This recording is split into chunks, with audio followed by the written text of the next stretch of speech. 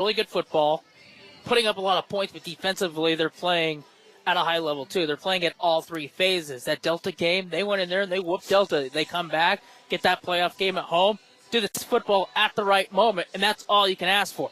Now, when we look on the opposite sideline, this is a Summit Academy team that plays a physical brand of football. And I think if you look at the size advantage, they may just have that in the trenches. That's the one thing that I look at in this game that could be worrisome for the Emery Spartans. How do you handle the physicality of Summit Academy? Now, we talked about that earlier this week with Coach John Falo. So this is a pretty good team. Don't let that number 6 seed fool you.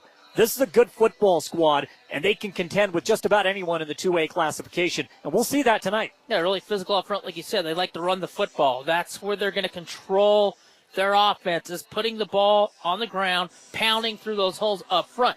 Your front four for Emery, very good. They got to slow down the run, make this team become a passing team. That's the one weak spot, I believe, in their offense is when they try to throw the ball down the field. I think there's opportunities there to get takeaways. Yeah, when you talk about that front for Emery, so you're looking at the front three, which has been dynamic all season long, but then coming on the outside, we have seen some stellar play from outside linebacker Hayden Abrams, and he was another topic of discussion this week.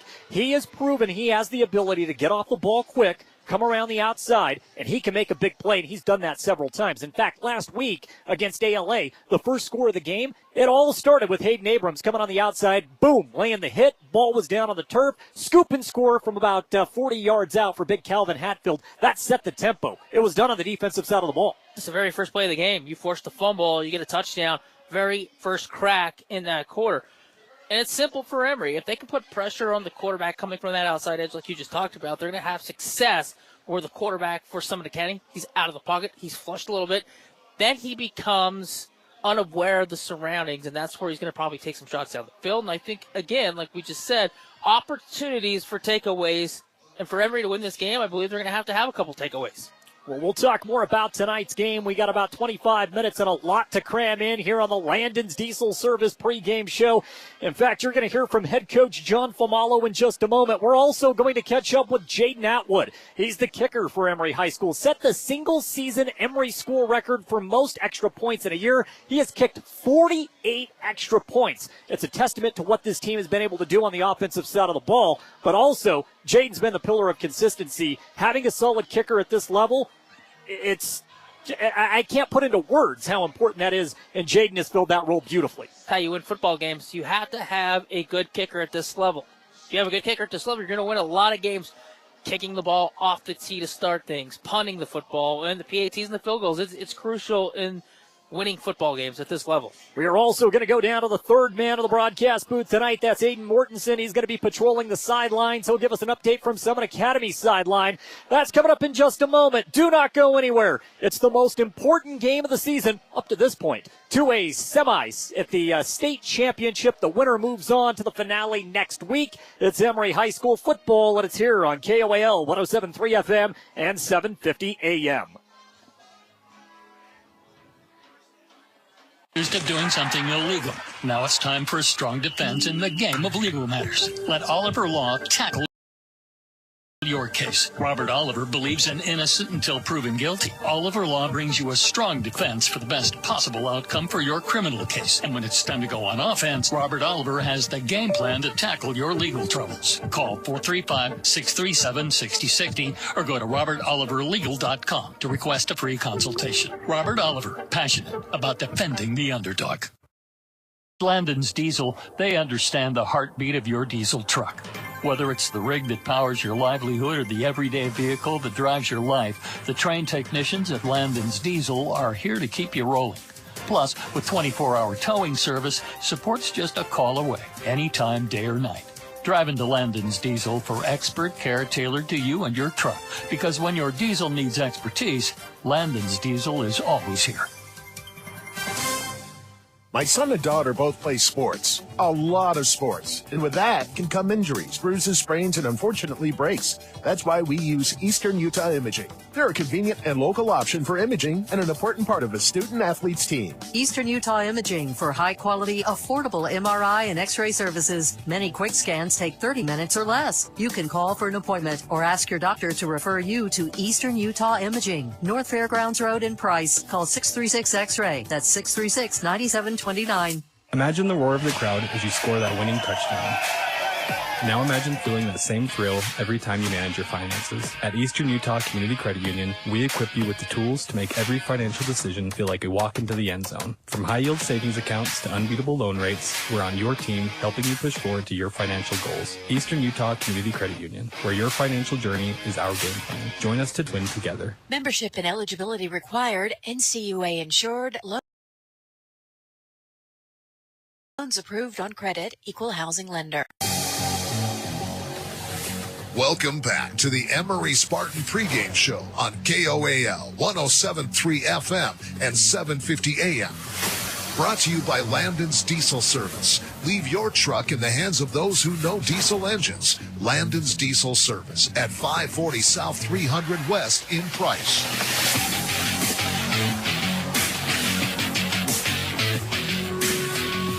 Welcome back. Counting down the moments to kick off tonight, the two-way state semifinals. Emory taking on Summit. I will point out that immediately following tonight's game, we will get you out to the University of Utah and BYU football game, which is scheduled to kick off at 8:15. So the Holy War coming up right after this contest. But this is the important one here. Our Spartans trying to get back into the two-way state championship game. It's been a long time since Emory got to this stage of the season, and that was a topic in our conversation earlier this week with head coach John Famalo. You're back on today. Hey, appreciate you having me on, Jordan. Yeah, definitely, Coach. We had a chance to talk, I know, at length following Friday's game, which was a big win. Went out, took care of business against American Leadership Academy, and now back in the semifinals for the second time in 3 years. I think that's quite the accomplishment, and I think it just shows the evolution of this program, how they've been able to just continue to ascend. I mean, you guys have taken it from where it was at, and it wasn't something that happened overnight, but, Coach, now this team becomes a mainstay in the talk of the top teams in the classification. Yeah, I mean, we feel good about that. I mean, yeah, it's a process, and it's been a long process, it seems like, to get to this point, get your team to be consistent and put yourself in those conversations. And so, have our players and the situation they're in and coaching staff, they've done a phenomenal job. And, so I'm happy about that. Yeah, now one of the things I love so much about high school sports is that for you, I mean, you've been in this spot so long now that you have seen two classes come through. I mean, you've coached basically three sets of freshmen, I guess, if you want to look at it that way. But when you talk about the process, you couldn't get to this point without that first group, freshmen through seniors, who maybe didn't experience the same amount of success, but were responsible for the building blocks. I think sometimes that gets overlooked. Yeah, I mean, I've had conversations multiple times with those teams in the past of, they're setting a foundation and, it doesn't feel good to end on losing seasons and get knocked out early in the playoffs. And so, it's been that process. And, I've thanked every one of those kids that have grinded it out, even though it wasn't fun at times. And, it's finally come a little bit to fruition of the groundwork that they laid to be able to kind of put us in this position. With all that being said, Coach, another dominating performance. Team puts up 70 points. I was going back through the record books. I got all the way into the 80s and can't recall the last time an Emery football team scored 70 points. I mean, that was a fairly historical night. Offensively, you put up 63.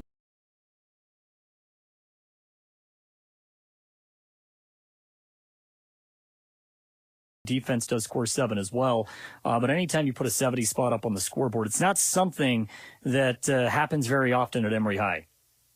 No, I mean, like you say, it seemed like we were clicking on all cylinders as far as our offense and defensively to get a score is just added bonus. And so we feel really good about the way we played on both sides of the ball and special teams. And so, like I say, I didn't feel like we ran up the score. I don't feel like we had a ton of possessions, but the possessions we had, we made the most of them, and so, kind of showed up on the scoreboard. You definitely did not run up the score. And if you go back over the last 3 games, I feel like this offense could have put up a 70 spot against Delta if you so wanted to. You definitely could have done it against Grand. And so I guess that's just proof of where this offense is at right now. I mean, I was talking to Jaden Atwood yesterday and him breaking the single season record for most extra points. Well, he had 10 in this one game against ALA. The offense has to be firing to put up these kinds of numbers. And you guys have done that really throughout the month of October.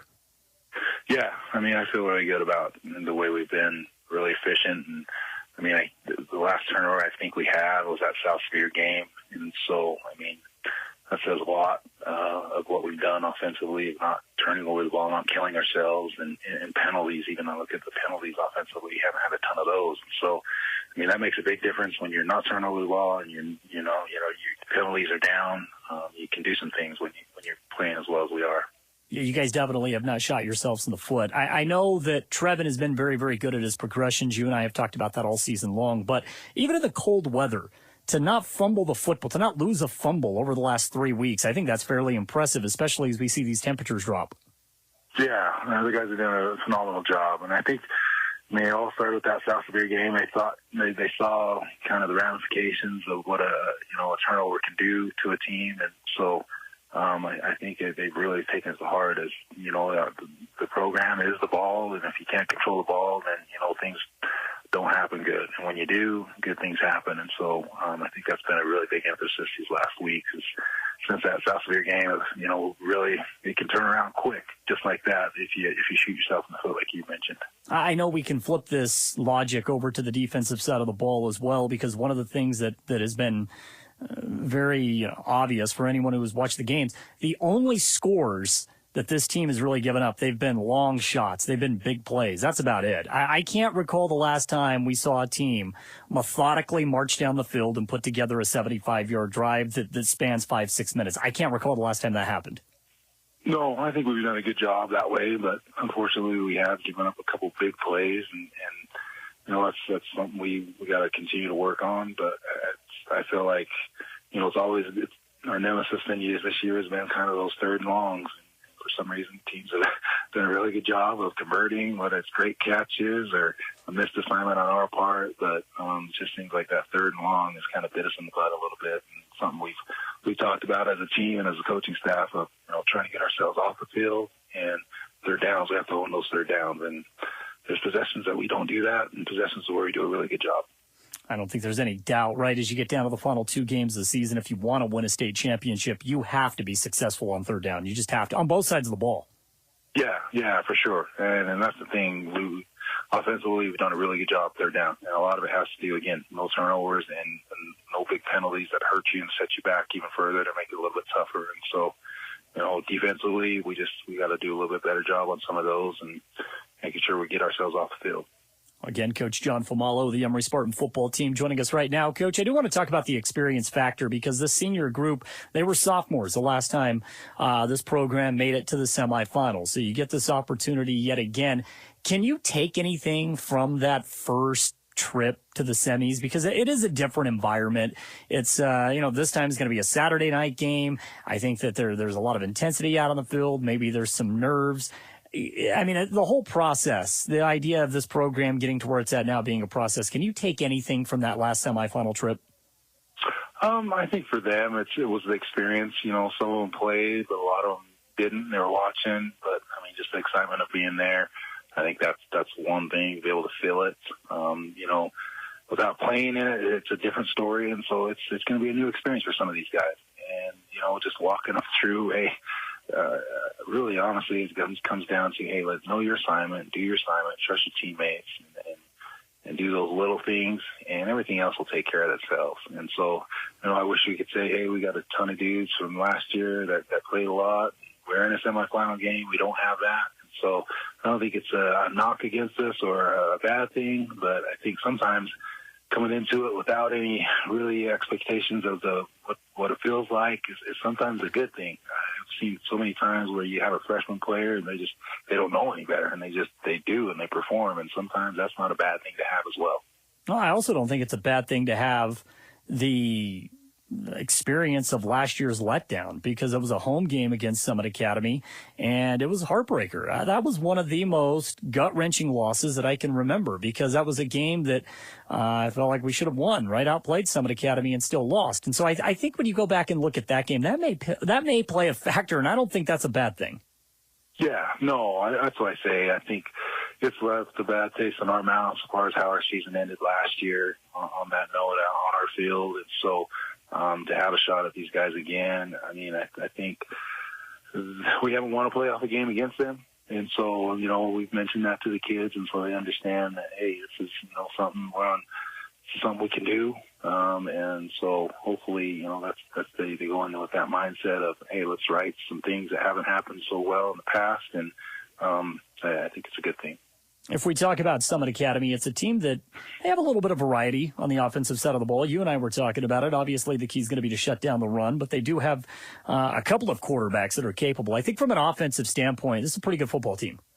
Yeah, no, they're solid. They've got really good skill players. Their front is big. They got a lot of depth, and so there's going to be a lot of problems that we got to deal with.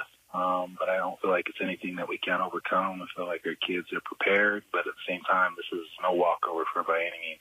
How do you limit the rushing attack, Coach? What do you do to make sure that you're not giving up big plays in the trenches, and you are kind of controlling tempo and taking that 1A movement away from them? Yeah, so it's the biggest thing for us in practice this week is where do we want them to run the ball and where do we want to hand off? So far as I think as a defense, you can position your kid in a position to shut down kind of the main areas and deliver the ball to where you want your tacklers to be. And so for us, if we can be physical up front and create those walls and make the ball deliver back to our hitters, I think we'll be just fine. If not, then they create seams and drive us off the ball. It's going to be a long night for sure. So for us, that's game plan is build the wall, deliver the ball to our tacklers, and hopefully get them on the ground. And so that's kind of the scheme that we've set up to put them in a position to be successful that way and kind of hopefully get them out of their game plan. When you look at the offensive side of the ball, what stands out, Coach? What are some things that you guys can take advantage of, and what do you expect to see from Summit Academy? Like I say, I've seen a mixture. It's interesting. I mean, each game I watch, it's offensively when they bring different. It's different sets, and so it's a little bit different. And even defensively, I've seen them run an odd front, I've seen them run an even front. And so preparing for any and everything is always it's a tough thing. And so I'm trying to filter that to this is what they do best and practice that. That's kind of where we're at, but. Right now, I'm really unsure what we're going to see on the defensive side and offensively. I say, and sometimes they're spreading it out, and other times they're packing it in and running and jamming it down your throat. So we really got to be prepared and have our ducks in a row as far as what they're bringing, because it could be a two-headed monster what they're going to try to do to us. Even though there's no real set in stone, because you're right. I'll watch this team and I'm kind of confused of some of the stuff I see. With all that being said, as you get to game 11 in the season, there's got to be so many reference points that you can point back to right throughout the regular season that remind you of teams that we've seen and prepared for. Yeah, and really, it's window dressing to us. So far as they run the same thing, but formations and other things, that's basically what you get. And so making sure that doesn't overwhelm the kids. They run their stuff, and it's the same stuff, just out of different formations, different looks. And so that's why I say it's sometimes hard for kids to like, oh my gosh, what is this now? And so for us, that's really what it is. Hey, here's the key things they do really good. Let's see if we can take those away, and then whatever other stuff they throw in. Hopefully, our kids are smart enough and they can align right. That's what the biggest thing. 90% of it, you get lined up right. Everything else can work itself out from that point. Coach, it is always great to get you on. So exciting to talk about a semifinal matchup. I can't wait for Saturday night. We'll see you at the game in Harriman. Hey, appreciate it, Jordan. Yep, we're looking forward to it. John Famalo from an interview earlier this week prepping for tonight's game. I also had an opportunity to catch up with Jaden Atwood. He set the single-season record for most extra points in Emery High School football history, and he was a guest earlier this week on KOAL's Drive Time Sports as he was named the Eastern Utah Community Credit Union Athlete of the Week. Get you in. It's good to be here. Let's talk about it. Well, it makes it a lot easier when you have a high-powered offense, and you guys have definitely been firing on all cylinders offensively, but still, nonetheless, you have broken the single-season record. What does that mean to you? It's cool. I like it a lot, but, I mean, I obviously have to give the credit to the team because of all the touchdowns we've gotten. So, yeah, I think this is a record for the team for sure. Now, if we go back to your last game, you kicked 10 extra points in one game. And I don't think it is really a coincidence that this record has now been broken in consecutive seasons, because this offensive unit is really fired on all cylinders. But the fact of the matter is you still have to come through. You have to kick these extra points. And for those who haven't followed the team as closely, you've been hurt this year as well. So you weren't even 100% all season long, and you still managed to break this record substantially. You broke it by quite a bit.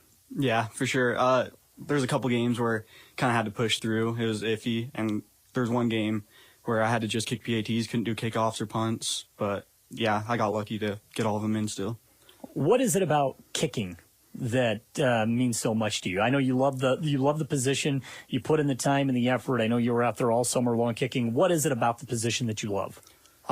It's really fun to do it by yourself. Like receivers and stuff, it's a lot better to have a QB. But, I mean, kicking, you can just do it on your own and whenever you want to. So I like that part about it. I've seen this at all the higher levels. Typically, the kicker and the punter, they go on the other side of the field. They do their own thing. You don't necessarily have that advantage because you play other positions out there. Of course, when you play at a two-way school, you have to be called upon to do a variety of different things. So what does practice look like for you as a kicker? So we usually have a separate time for special teams, and that's when I focus on kicking. And then the rest of practice, I try to focus on the other positions because I think my coaches know I work on kicking a lot by myself. So, yeah. As far as the snap and the hold, I mean, this is also crucial if we're talking about extra points, right? And you guys have been pretty good in that realm as well. You typically have Trevin that's holding the ball for you. So talk to me about the chemistry that you two have developed in that realm. We talk a lot. A lot of times when it's a hard field goal or something, he always talks me up and tells me I got it. Or every time, like, if I do miss a field goal, he tells me I'm good. Or I don't know. Yeah, we're pretty close, I think. I'm curious as to your perspective on the goalpost itself. So we have beautiful goalposts at Emery High School because the facility is just top notch. That's not the case everywhere we go. There are some schools that have some different looking field goal posts. How difficult is it for a kicker depending on what it looks like when you're out there on the field? I feel like it's mostly the field rather than the goalpost because the kick's the same, but the plant's not always the same. Like your plant foot versus, like, on a grass field is way different than on a turf field. So I think that's something hard to get used to. Is there a big difference for you if you're kicking off a hash mark where there's paint? If you have to plant off of that, does that play a factor for you? I don't think so. Not really on hashes. It's definitely different seeing the goalpost because obviously they're smaller from the hashes. So that makes more of a difference than on the paint, I feel like. Okay, so tell me about your preferred angle. If Coach Falo said, okay, we need a field goal to win this game, I want the offense to set this up for you, where do you want the ball?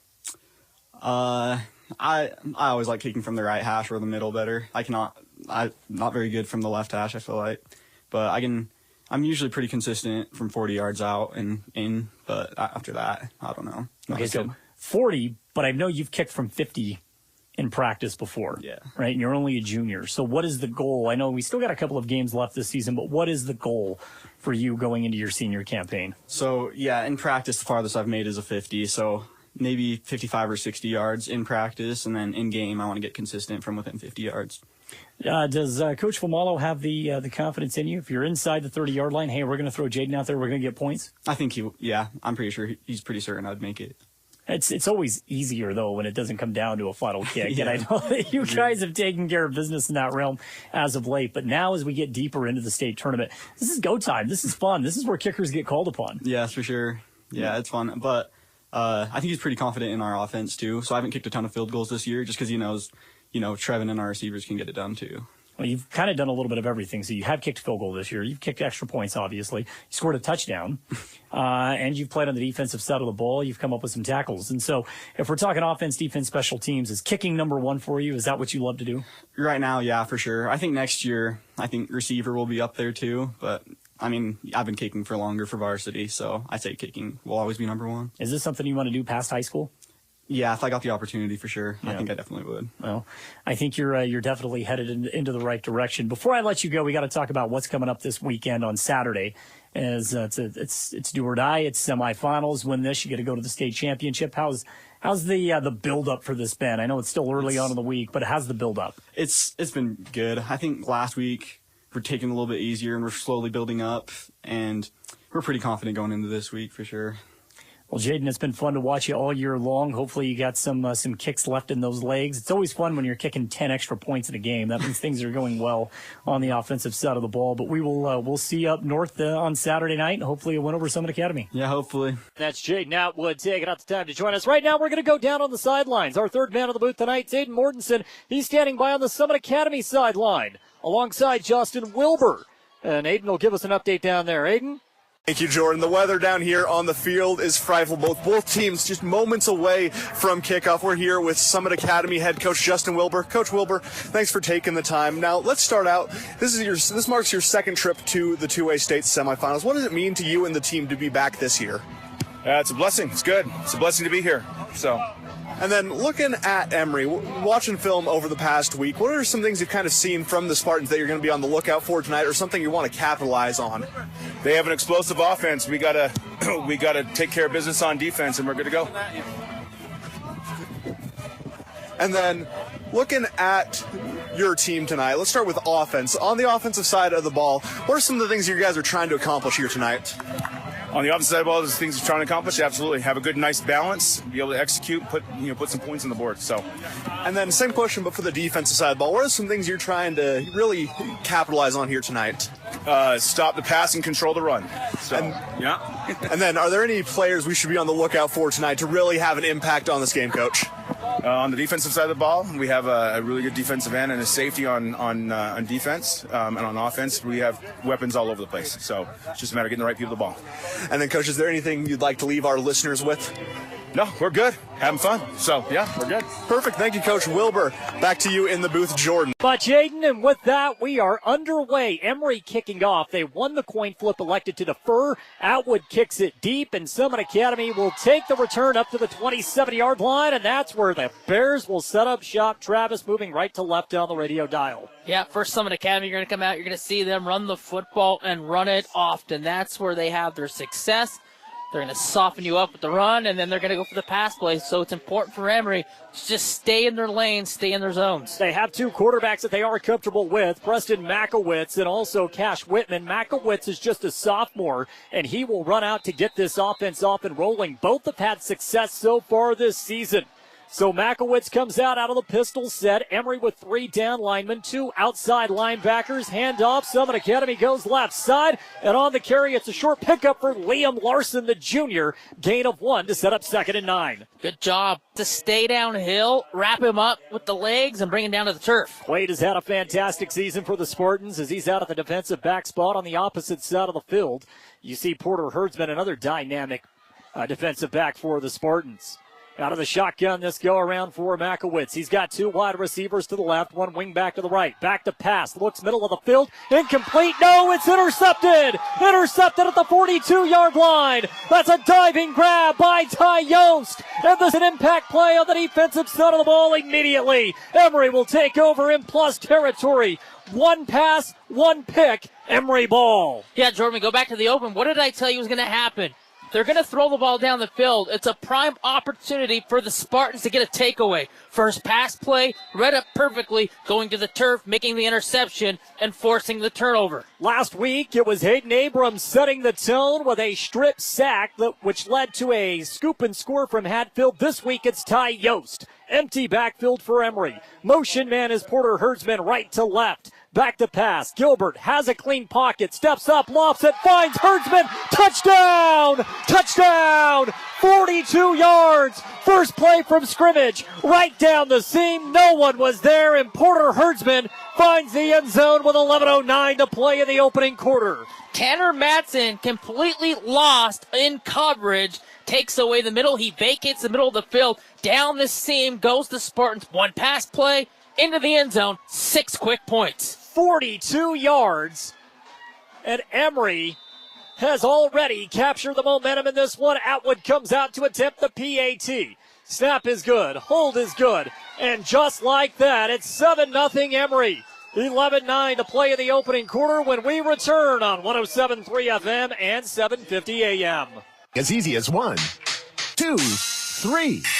123 Remodeling. From basements to ceilings, indoor to outdoor. Chris Nunez at 123 Remodeling is local, licensed, and insured. Framing, plumbing, electrical, drywalling, patios, garage doors. 123 Remodeling can build it, install it, and repair it. Chris is always communicating with his clients and is always transparent. Stay away from those out-of-town fly-by-night contractors. Keep it local with the all-new 123 Remodeling. Call 435-630-2215. 630-2215. The Spartans play here. Tyos, number 21. Trevin Gilbert, number 9. Gordon Crispin, number 25. On 107.3 FM and 750 AM KOAL. They're just from Atwood towards the sideline, and Summit Academy will set up their second offensive set from their own 23-yard line. You want fireworks early in the 2A semifinals? Well, you got it. An interception from Ty Yost. And on the ensuing play, Trevin Gilbert finds Porter Herdsman for a 42-yard touchdown. Travis, let's see what the Emery defense has up their sleeves as Summit Academy comes out on the field for a second time. Yes, Summit first offensive set, 2 plays, 1 run for a 1-yard gain, and then the interception that sets up Herdsman touchdown. Makowitz, the quarterback, yet again, takes the snap and a handoff gain of 2. This time trying to work the center of the field, and taking it was Liam Larson, his second carry of the ball game. He's got 2 carries for 3 yards. If you're Emery, you'll take that type of ratio. Again, they try to work towards the Emery sideline, trying to get downhill, but nowhere to go, no room. Cold weather may play a factor. 42 degrees right now. Handoff to Larson. Wants to go around the edge. This time it's Silden. Larson has room to run. He's into the Emery secondary and brought down at the 49-yard line. Tackled in the open field by Gavin Bernard, but not before Summit Academy reels off a big-time play, getting the ball near midfield on a gain of, we'll call it 24 yards, Travis.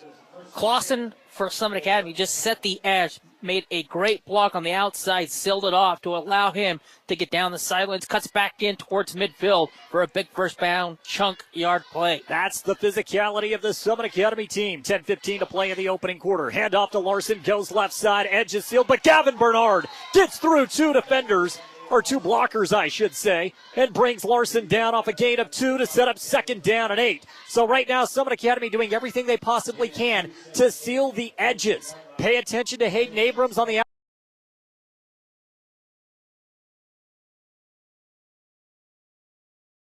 outside linebacker spot on the left side. Pay attention to Gavin Bernard on the right side as he's got some help from Deacon Mangum. Braxton Butler playing in the middle of the field is also going to play a factor as they try to set these edges up. Yeah, Jordan, this turf plays fast. There's a lot of sports that play on this field. It's a fast turf. It's a slick turf, so be aware that it plays fast. Makowitz out of the shotgun set. Back to pass. Pocket collapses. He throws deep, overshoots everyone. Intended receiver going down the sideline or down the middle of the field was tight end Bo Edmonds.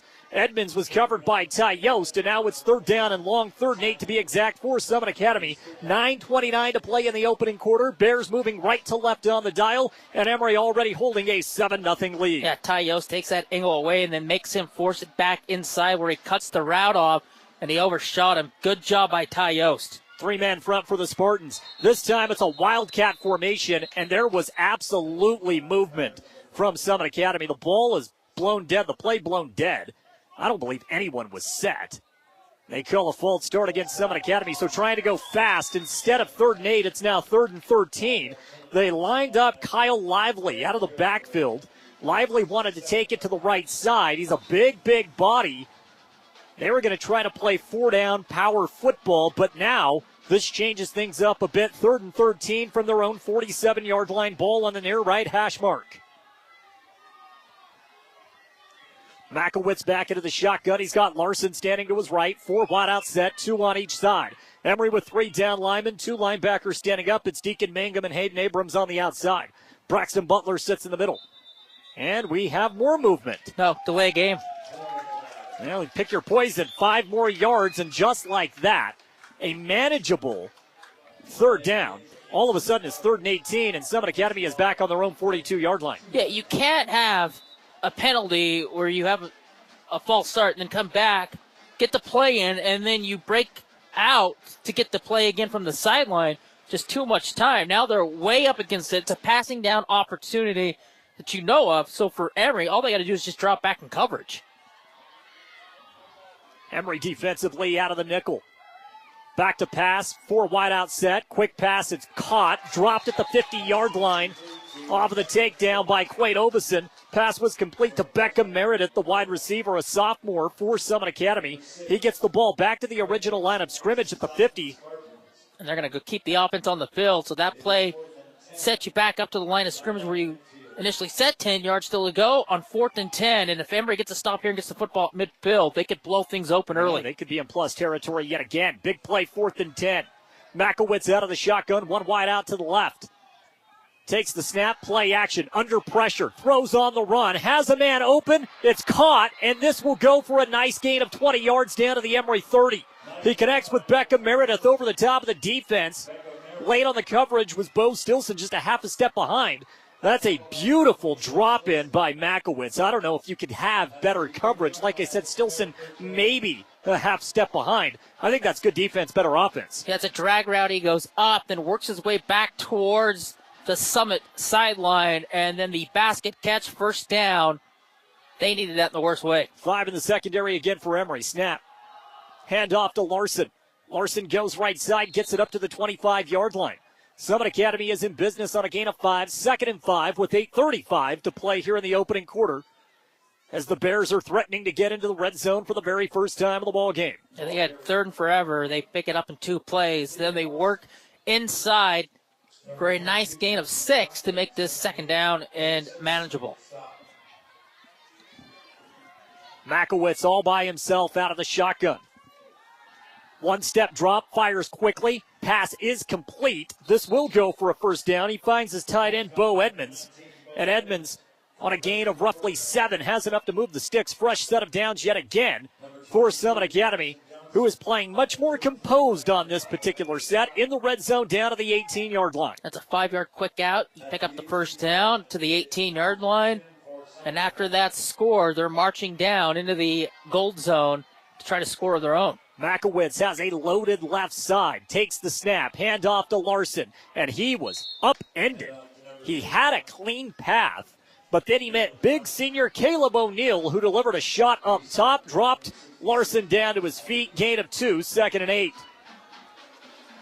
That had the makings of being a big-time play for Summit Academy, but the senior Caleb O'Neal, out of that right spot, that right end, I guess is what we could call it, spot, comes up with a big pop.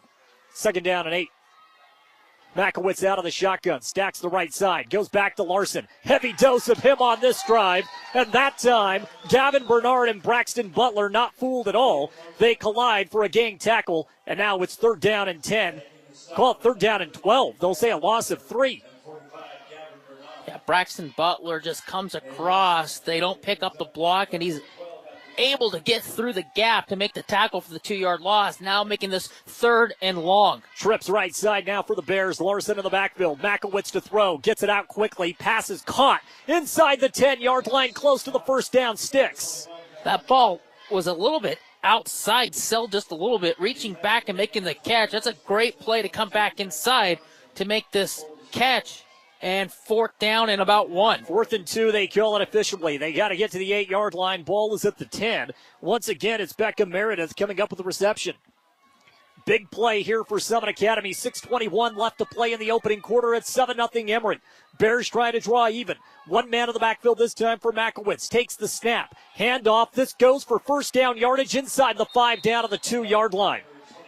And for the very first time in this ball game, we see a run from Calvin Lyman, the senior. Lyman is one of the top rushers on this squad, but that's the first time he's touched the ball. And now it's a goal-to-go situation for the Bears as we hit the midway point of the opening quarter.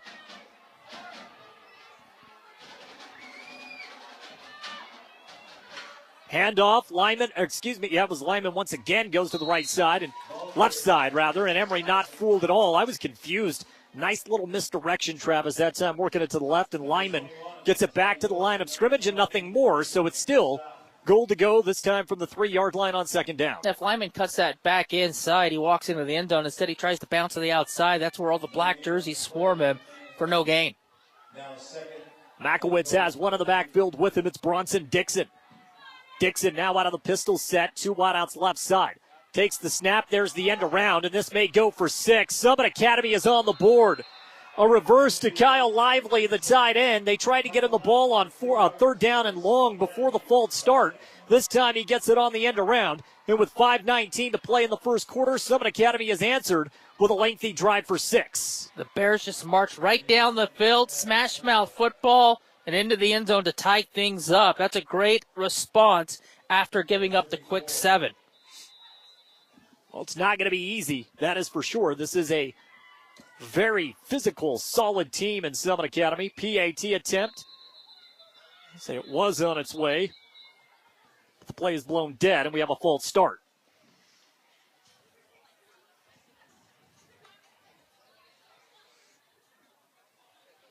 Pre-snap penalties have been an issue for Summit Academy, although it did not affect this last drive. No, you just go back. They had him 3rd and about, 18. Yep. They pick up 8 yards back to the line of scrimmage. You make it 4th and 10. And then a beautiful over-the-shoulder catch to set them up and set this drive up into the end zone. On a 20-yard pickup. PAT is up, and it is good. 7-7. Summit Academy with the answer. 5:19 to play in the opening quarter. Emery will get its second shot when we return on 107.3 FM and 750 AM. At A Perfect Smile, they specialize in transforming your smile with precision and care. From porcelain veneers and dental implants to orthodontics, crowns, and bridges, their expertise covers every aspect of general and cosmetic dentistry. Dr. Jackson and his team are here to address even the most challenging dental concerns, helping you achieve a smile you'll love. Ready for a smile makeover? Call A Perfect Smile today, 637-2100, to schedule an appointment. The Spartans play here on 107.3 FM and 750 AM KOAL. 7-7 with 5 in the first quarter. Summit Academy answering the call. And now a kickoff from the 40. Emery will move left to right. It's a line drive kick. Takes a bounce at the 10, and the dangerous Ty Yost with the ball at the 15. Yost to the 20. Reverses field to the 30. Yost into the open field, and then that gap closed quickly. Still a decent return as he takes it out to the 35-yard line. Ty Yost, electric. Found a little bit of green grass in front, then cuts it back inside. Great field position for Emery at the 35-yard line. 5:10 left in the quarter, 7-7 game. No one said it was going to be easy. We'll find out if Emery can have an answer. It took one play to go 42 yards on their first possession of the ball game. Out of the shotgun, it's Gilbert. 4-man front for Summit Academy. Herdsman on the bubble screen, 40 to the 50. He's now on the Summit Academy side of the field. The Birders are on down the sideline, tripped up at the 15-yard line. Porter Herdsman is putting on a show early on in this game. Travis, he's done it again on a lengthy pass play all the way down to the 13-yard line. That play set up by Deacon, who puts the block out front. The bubble screen works to perfection. Down the sidelines, turn on the afterjets, and work your way into the red zone. One play back in the red zone. A 57-yard pickup for Herdsman. Handoff to Ty Yost. Yost making defenders miss. Gets inside the 10-yard line all the way up to the 8.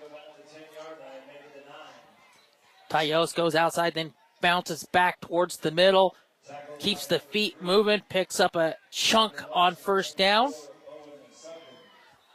And quick moving first quarter. Very fast moving. I think it's going to be a quick game with both teams play. Yost off a gain of 4.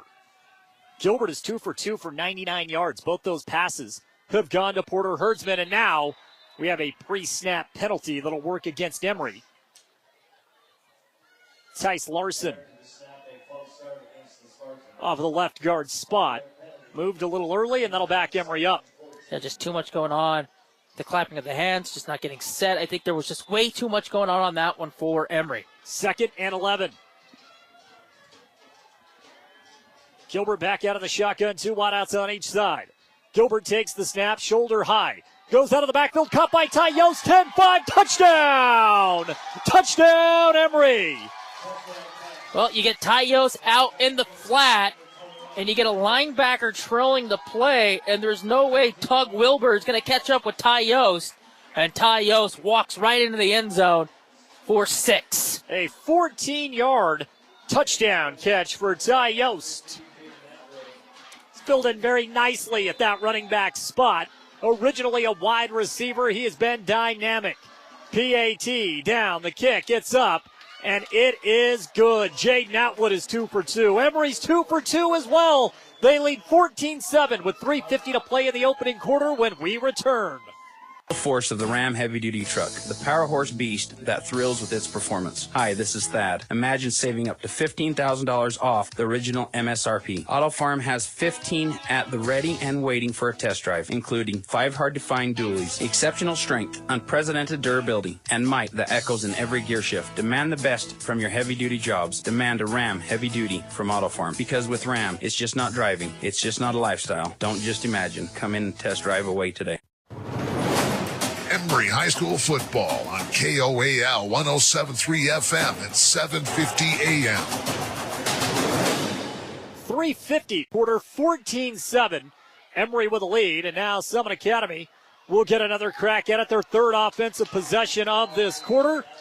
And a short return out to the 26-yard line. Not terrible field position, but now the Bears will set up shop. Statistically, Trevin Gilbert, well, he's perfect. 3 of 3, 113 yards, 2 touchdowns. How about that? That's a great stat line. Just presence in the pocket. Just checks down. Knew that the outside pressure was coming, so he just waits. And you get that linebacker trailing on Ty Yost, and there's no chance for Tug Wilbur to keep up with Ty into the end zone. 14-7. Yeah, I think Trev's a pretty good football player. He's proven that all season long. Makowitz now out of the shotgun set for the Bears. Their third offensive possession. Quick pass just beyond the line of scrimmage. And this goes for a gain of 4 as the Emery secondary played up in press coverage. Quick to the ball. Pass complete to Lively, but he only gains 4 to set up 2nd and 6. Again, just using those quick outs. That one's a quick in for officially 5 now to make it 2nd and 5. 2nd and 6. 6. Line of scrimmage was at the 26, ball up to the 30. Empty backfield now for Makowitz. Throws hard across the middle, and once again he's got Beckham Meredith. Meredith past the 40 to the Emery 42-yard line. They're just giving him too much space. They got to jam him at the line of scrimmage. You just can't sit that far back and allow him to work that way from middle to the outside edge. They spotted at the 43, so a gain of 13 for the Bears. Ball now at their own 43-yard line, and they are in business yet again. Again, another clean pocket, so Emery's got to generate pressure from that outside. 1st down and 10. Handoff. Liam goes left side, and he gets past the Emery 50-yard, or past the 50 onto Emery's side of the field. He has actually been a handful. Liam Larson out of the backfield on a gain of 8. 2nd down and 2. Ball at the Emery 49. The quicker of the 2 backs that Summit has. 2 minutes and 45 seconds to play in the opening quarter. Makowitz. Shotgun stacked right side. Handoff again to Larson, and Larson does get back to the line of scrimmage, but that's as far as he will get as Calvin Hatfield met him at the line. And now it's 3rd down and 2. Calvin Hatfield gets better and better. And when you look at that Emery front between Hatfield and Caleb O'Neill and Blake Citron, that's a dangerous 3-man front. Hatfield, he just ran right into him, gave him a hug, squeezed him tight, and threw him to the turf. This time, 2 bodyguards in the backfield for Makowitz. 2 wideouts to the right, 1 to the left. Makowitz, pump fake, quarterback draw, wants to go, and he got plowed at the line of scrimmage by Calvin Hatfield yet again. Back-to-back stops for the big fella, and it's 4th down and 2. Midfield here for Summit Academy. Ran right into the brick wall. That is Calvin Hatfield once again. And another 4th down for Summit, who's already 2 for 2 on 4th down. Defensive tackle is one of my favorite positions out on the football field, and Hatfield played it to perfection. Didn't fill a gap. He exploded through the gap. And now Summit Academy is going to have to take a timeout. They don't want to run into a delay a game situation like they did earlier. 4th down and 2. Bears football at the Emery 49, and they'll leave the offense out on the field when we return on 107.3 FM and 750 AM. Imagine this. You're cruising down the highway, windows down, music up, but suddenly your car sputters. Don't let car troubles break your stride. At Cars, Complete Auto Repair Service in Wellington, they're dedicated to keeping your vehicle running smoothly so you can keep enjoying those flawless drives. From regular maintenance like oil changes and wheel alignments to tune-ups and even new tires, Cars is here to help. Visit Cars today and drive away confident knowing your car is in its best shape ever. The Spartans play here. Tyos, number 21. Trevin Gilbert, number 9. Gordon Crispin, number 25. On 107.3 FM and 750 AM KOAL. 4th and Academy, handoff to Lively right side, and he will bulldoze his way past the first down sticks to the Emery 46-yard line. Kyle Lively, the senior tight end, 6'3", 215 pounds. He is all of that and more as he puts his head down and picks up a fresh set of downs for the Bears. Ball now with a 45-yard line on the far right hash mark as we hit a minute 20 to play in what's been a very competitive opening quarter. A little bit of a stretch play to that weak side of Emery's defense, and they pick up the first down on 4th down. Larson, the lone man in the backfield with Makowitz for the Bears. Handoff to Larson, follows his blockers. He gets to the outside, and fortunately, Ty Yost was there for a shoestring tackle. Otherwise, that goes for a big chunk of change. Ball to the 39 as Summit Academy is once again in business. Saves a touchdown. Ty Yost dives at the feet and comes up with the tackle. But you can see what Summit wants to do. They just want to pound the football as much as they can to soften up Emery's defense. So it's 2nd down and 4. Back to pass, Makowitz wants a drag route covered beautifully by Braxton Butler. He's able to swat the ball away from Lively, and it falls down to the turf. It's another 3rd down situation. They finally got pressure coming around the outside edge that rushed the throw, and it allows Braxton Butler to come in coverage and knock that ball free. Big 3rd down. It's been a problem for Emery to come up with stops on 4th down. Yeah, it was Hayden coming from that outside edge on that right-hand side. Coach Famalo talked about the importance of winning 3rd down. I think Emery's done a decent job of it so far. Hands off to Liam Larson. This time, he finds a little bit of a gap. He is so close to the first down sticks. I don't know that he got it. He has to get just beyond the 35, and they spot it just shy of the 35. So it is 4th down once again for Summit Academy. 4th time on 4th down. They went for it so far, 3 of 3. See if Emery can finally get a stop. And that takes us to the end of the opening quarter. It's been an exciting one so far. Emery right now catering a 14-7 lead, but Summit Academy is back in business. We'll pause for just a moment. Second quarter's on the other side. Emery 14, Summit Academy 7 when we return.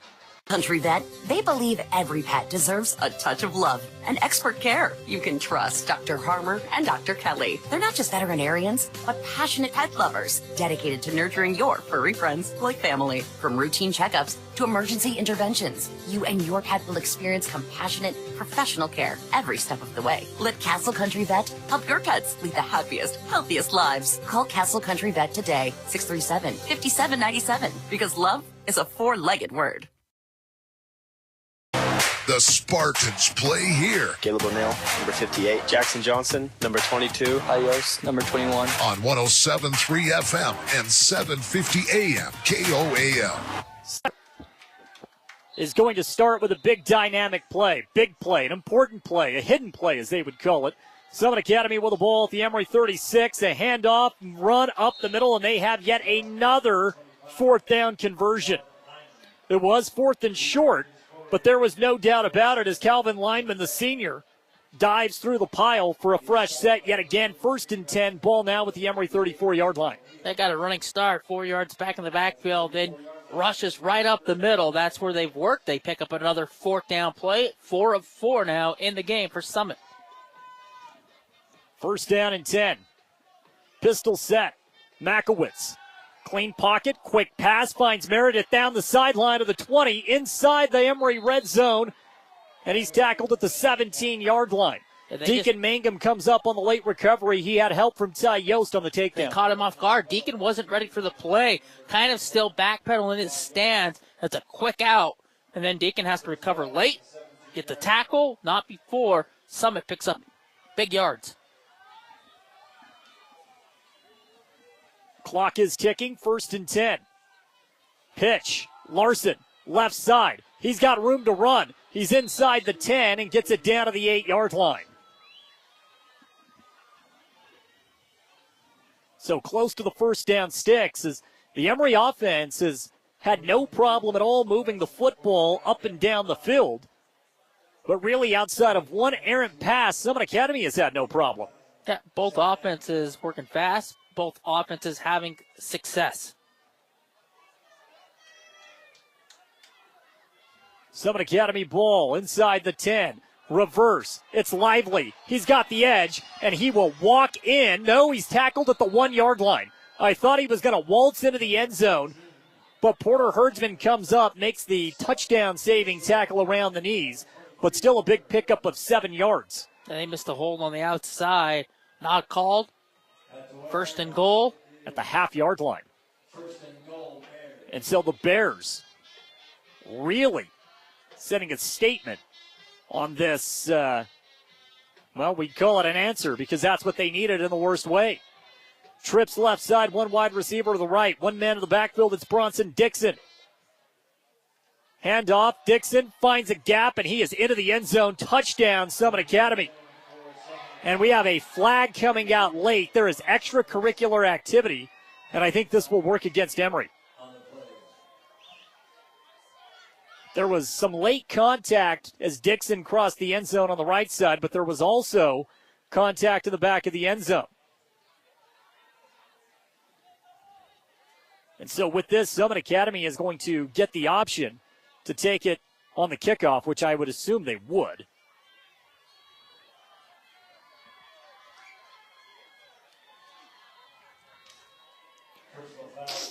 Call it. It will be assessed on the kickoff. Here comes the untimed down. Tate Hales, the kicker, out to attempt his second PAT with 9:50 to play in the first half. This will tie the game.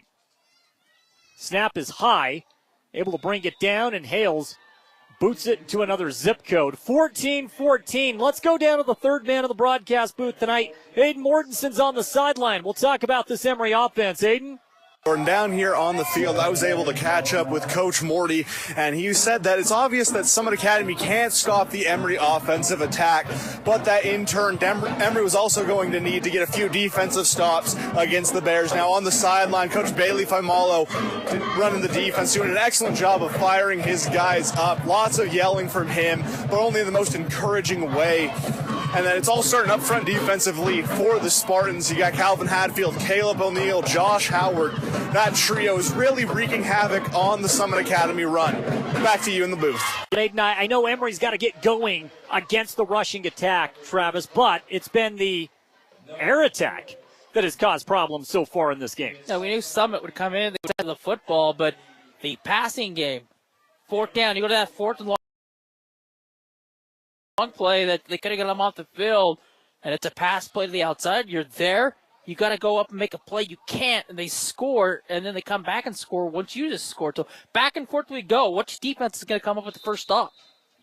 Well, Emery did come up with the first stop. That's why it's 14-14, but it was a turnover. Here comes a short onside kick. Quade Oveson is able to come up with it at the 22-yard line. That turnover happened so fast, I think it's almost easy to forget that it was a defensive stop, right? Because it was on the second play from scrimmage.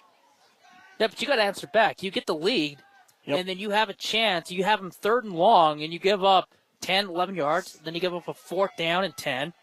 And they're just picking up these 4th downs. Eventually, you're going to have to get multiple stops in a row. Well, the Emery offense right now has been on fire. Trevin Gilbert, 3 passes, 3 receptions. He's got 113 yards and 2 touchdowns. He has been great. He'll lead this Emery offense back out with a ball at the 22-yard line. Summit Academy kicked it short because they had the unsportsmanlike conduct working in their favor. Gilbert, pump fake short, goes deep. He's got Hayden Abrams. Abrams with the grab. And he's tackled at the Summit Academy 45-yard line. You get the one-on-one And Hill for Summit Academy, a step behind Hayden. And Hayden goes up, makes the catch, past midfield to the 45-yard line. First down play. Moving the sticks once again. That's a 33-yard pickup for Emery. And now they are already in plus territory. Four-man front again for Summit Academy. They have had no answer. They have not been able to apply a rush. Emery goes empty backfield. Gilbert's got 3 to the right, 2 to the left. Trevin steps up in the pocket, fires, caught, Mangum. He'll take it to the house. Yeah, touchdown, touchdown, touchdown.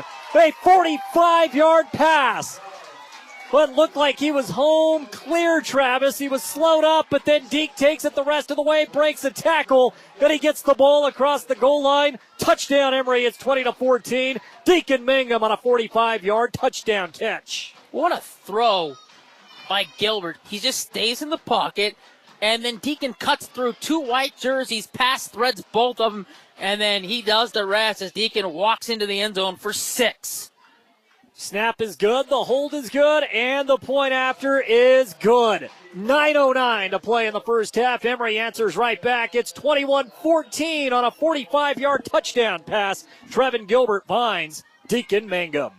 Country Vet, they believe every pet deserves a touch of love and expert care. You can trust Dr. Harmer and Dr. Kelly. They're not just veterinarians, but passionate pet lovers, dedicated to nurturing your furry friends like family. From routine checkups to emergency interventions, you and your pet will experience compassionate, professional care every step of the way. Let Castle Country Vet help your pets lead the happiest, healthiest lives. Call Castle Country Vet today, 637-5797, because love is a 4-legged word. The Spartans play here. Porter Herdsman, number 23. Braxton Butler, number 33. Quade Oveson, number 6. On 107.3 FM and 750 AM KOAL. 9:09 in the first half. 21-14 Emery with the lead. Here's the kickoff. Summit Academy taking it back left to right on the dial. Decent return out to the 35-yard line by Alexander Meredith. He's a senior, a lengthy senior at that. He's got the long strides, and he takes the ball out to the 35. Well, the Emery offense is on fire. Trevin Gilbert, a perfect 5 of 5. 3 touchdowns, 191 yards. Touchdown strikes of 42, 45, and 14 yards. And it took Emery just 2 plays that last possession to move the ball up. 41 seconds, they had an answer for Summit Academy. The offense, not an issue now. This is the side where Emery's got to come up with stops, get the football back, and try to build a 2-score lead. 9:03 to play in the first half, and a handoff, minimal gain for Summit Academy. Emery's done a terrific job of selling out on the run and making life difficult on Liam Larson, who at times has had moments, but he hasn't really chipped off anything big. That time a gain of 1 on first down to set up 2nd and 9. Ball now at the 35-yard line. Summit Academy on their own side of the field. Oh, Summit's just doing a good job of putting himself in situations where it's 3rd and 5, 3rd and 6, and 4th and 3, 4th and 2, and picking it up. 4-man front. Makowitz rolls out right side, throws on the run. Meredith had it, dropped it. It was jarred loose on a hit from Porter Herdsman from behind, and making sure there was no catch off of the bumble. Jackson Johnson closed the deal on a late hit to make it incomplete, 3rd and 9. Now Jackson comes in and then pops him late, like you said, and that's when the ball jars loose, goes fumbling into the Emery bench. 2nd down now for Emery. Late in the play, right? I got to clarify on that. Not late after the play, but during the play. Yes. Off of the initial grab. It was a terrific play by Jackson Johnson. No, it's 3rd down. I was right. 3rd down and 9. And I believe we have a timeout. Emery's going to take it. Coach Famalo sees something that he doesn't like. It's a big 3rd down. Summit Academy right now on their own 36-yard line.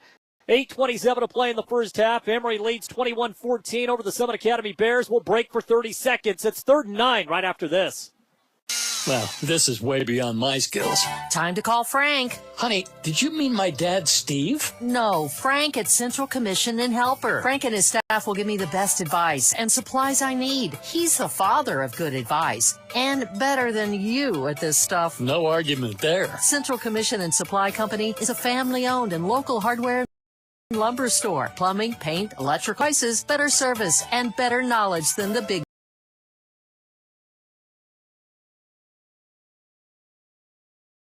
box stores. Central Commission, North Main Street in Helper. The The Spartans play here on 107.3 FM and 750 AM KOAL. 3rd down and 9 out of the timeout. Coach Famalo wanted to talk things over. This is a huge play. Makowitz out of the backfield. Liam Larson lines up to the right side. Here comes a reverse. Emery sells out, and this will go for first down yardage and more. Summit Academy, well, no, stopped shy of the first down sticks. Boy, again, Travis, from our view, which we are in the very last row of this stadium, it looked like there was a clear gap for Braden Dieters. Dieters got close to the sticks, and then Emery's secondary closed up in a hurry. That was Ty Yost and Hayden Abrams off that left side to bring him down just a yard shy, but still a nice pickup of 8 yards to set up 4th and 1. No, there's no reason why Dieters shouldn't pick up the first down on that one. None. Does everything correctly until the end where he tries to cut it back inside. All he has to do is stay outside. Ball at the 44. Summit Academy goes for it on 4th down, hand off to Lively, and Lively's got the first down and more. Gets past Ty Yost, now to the 40, 30, 25, 20. He'll go into the end zone and score, but a flag is down back at the 46-yard line, and this lengthy run may be coming back. You got a hold on the inside, which springs him into the end zone, but march it all the way back, big fella. The hold's going to wipe away the touchdown. That would be a 56-yard touchdown. Holding against Summit Academy, you're right. It looked as if Emery played that correctly. But then, that Caleb O'Neill was held. Yep, Lively found a little bit of a gap, and he breaks through. So now, 4th and 1 becomes 4th and 11. And the special teams unit for Summit Academy will come out of the field. Honestly, Travis, I think they didn't rule it 4th and 11. They threw it 2 yards beyond the line of scrimmage. So actually, 4th down and 9. I think you almost have to consider going for this if you're Coach Wilbur for Summit Academy. I would. Emery hasn't shown that they can stop me on a 4th down yet. Taylon Taylor comes out to punt the ball away for the Bears. Emery's got Herdsman back deep to return. Get away from it. End-over-end punt. It takes a bounce, an Emery bounce at the 35, and Summit Academy grabs it at the 39. So Emery will have a short field. They'll have 59 yards of green, and 59 yards has been no problem at all for this team. They take over with 7:22 to play in the first half, up 21-14. Remember, Emery gets the ball to start the second quarter. This right here could be a monumental drive.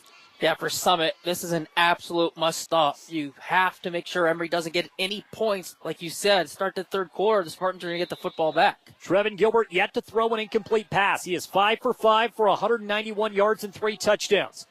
Trev comes back out, calls for a man in motion. It's Herdsman.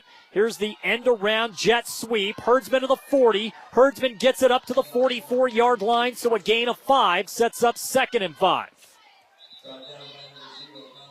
We have an injured Summit Academy player on the ground right now. Every time Porter Herdsman touches the ball, you hold your breath because you think he's going to bust it off for a big play. That down for Summit's Miles Carlton, and he got his foot just jabbed into the turf, and it rolled the wrong way. So a timeout with 7:08 to play in the second quarter. 2nd and 5 for Emery. Off the jet sweep for Porter Herdsman. Again, an injured Summit Academy player right now down on the field. That's Miles Carlton, the defensive end. We'll take the break while he is down on the field being attended to. 7:08 left to play in the first half. 21-14 Emery here on KOAL 107.3 FM and 750 AM. Clean Cut Roofing and Siding. Do you sell lightsaber chopsticks? No. Bagpipes? Definitely not. Screaming goats? What? Oh, I thought you said you had something for everyone. Yes, something for everyone that needs any type of new roof or siding. Oh, so no cowbells? No, we're roofing and siding experts, but maybe with more cowbell. Since 2003, you get peace of mind every time with Clean Cut Roofing and Siding. CleanCutRoofingSiding.com. The Spartans play here. Jaden Abrams, number 3. Caleb O'Neill, number 58. Deacon Mangum, number 12. On 107.3 FM and 750 AM KOAL. So Carlton Academy not able to walk off on his own power. He'll be helped off the field. Second down and 5 for Emery. They have the ball at the Summit Academy, or at their own, 44-yard line. Ball is on the near hash mark.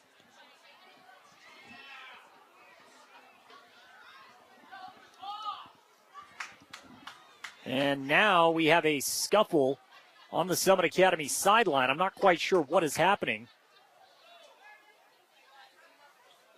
but I believe someone on the Summit Academy sideline was just removed from the game. Not a player, I believe a coach. I believe. I think you're right. You can see over there in that far, we're on the opposite side of their sideline, but you can see near the 40-yard line, just past the sticks a little bit where the referees were awaiting to get the injury off the field. You can see one of the coaches in a white hoodie get escorted out. So they remove? Is that?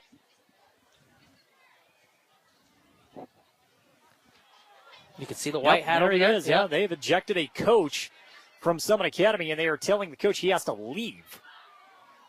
A wild turn of events here out of the timeout.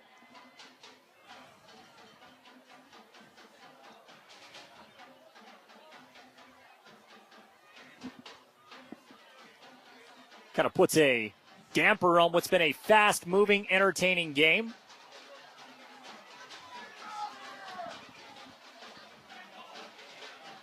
And if it's I hate to say it's a coach, someone off the Summit Academy bench, I would assume it's a coach. He still has not left. And so we have a little bit of a holdup. You and I have seen some really weird things over the past 15 years in the broadcast booth. But the referees right now are on the white hat has one referee with him on the far sideline trying to get the unruly coach out of the stadium. The referee continues to tell him, you have to leave. At some point, can't you just flag him? At some point, right? It's a delay of game. Yeah. I mean, at some point, just say, if you're not out of here, we'll just keep dropping the flag until you leave. Pretty simple, right? Get some security over there and get him out of here so we can play football. And now the PA announcer is calling for security. We'll see if that moves things along over on the Summit Academy sideline. White Hat still has not made his way back out onto the field. So the PA calling for security. Well, while we wait for this ordeal to be worked out, Travis, we look at the score right now, 21-14 Emery, 7:08 to play in the first half. It's second down and 5. It's been a minute since we've been able to play some football.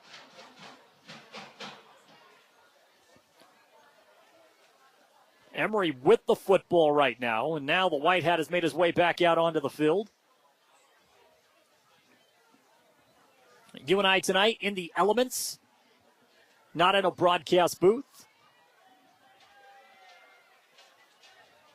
Thank the Utah High School Activities Association for not setting up setting up the broadcast booth for us. Making sure we had a place to at least call the game here on the road. That's the one thing that whenever we travel on the road for high school sports, 2A, 3A, you never know what the booth is going to look like, right? We don't have a booth. We're on the outside, but we're next to the booth. At least we have a table. Yeah, those guys in there enjoying their snacks and warm buildings. Hey, that's fine. And we're out here, and I'd rather be out here. We're out in the elements with the Emery faithful. I love it. Wouldn't rather be anyplace else. And now we are finally ready to play some football. Security has made its way to the sideline, and they have done their duties for the evening. Thank you. Let's get back to the reason why we're here. It's not for adults acting like maniacs on the sidelines. It's for the kids playing football.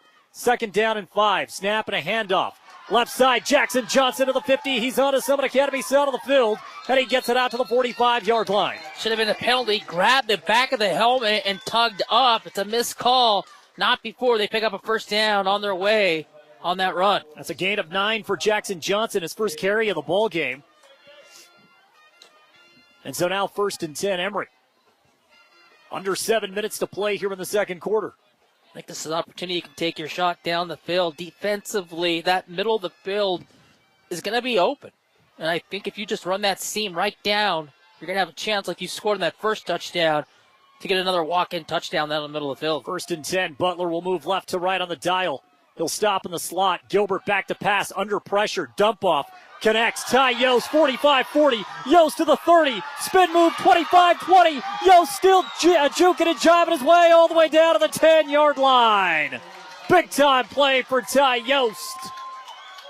Screen, and Ty Yost does the rest. Uses the speed, keeps his head upfield, zags, first down. Emery had the ball at the 46-yard line, and they get it all the way down to the 8. Gain of 38. Big chunk plays have been a factor in this game. Yost now with 52 yards receiving. Hayden Abrams and Deacon both on the outside set that block up. First down, not a goal to go, or it is a goal to, it's not a goal to go. They don't have the chain set yet. Take that back, it's not inside the 10. They spot it at the 13-yard line. Confusion from the chains. And now... And that's why Coach Famal is upset, because the chains weren't set. Chains weren't set. They call a false start on Emery, and now the Spartans have the ball back at the 18-yard line. Yeah, that's not Emery's fault that the chains weren't set. And they were waiting for the chains. They're not set. 18-yard line is where Emery will set this up. Gilbert rolls out right side. Pressure's coming. Floats it to the end zone. He wants it all. Caught. Touchdown. Touchdown. Porter Herdsman. He's done it again. An 18-yard strike.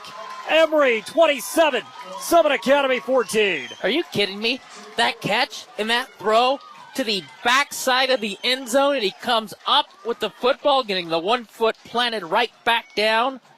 And a quick strike for Emery off the 4th down stop, and they lead 27-14. Porter Herdsman is putting on a show along with his quarterback and Trevin Gilbert. PAT, it's good. 28-14 Emery with 5:51 to play in the opening half.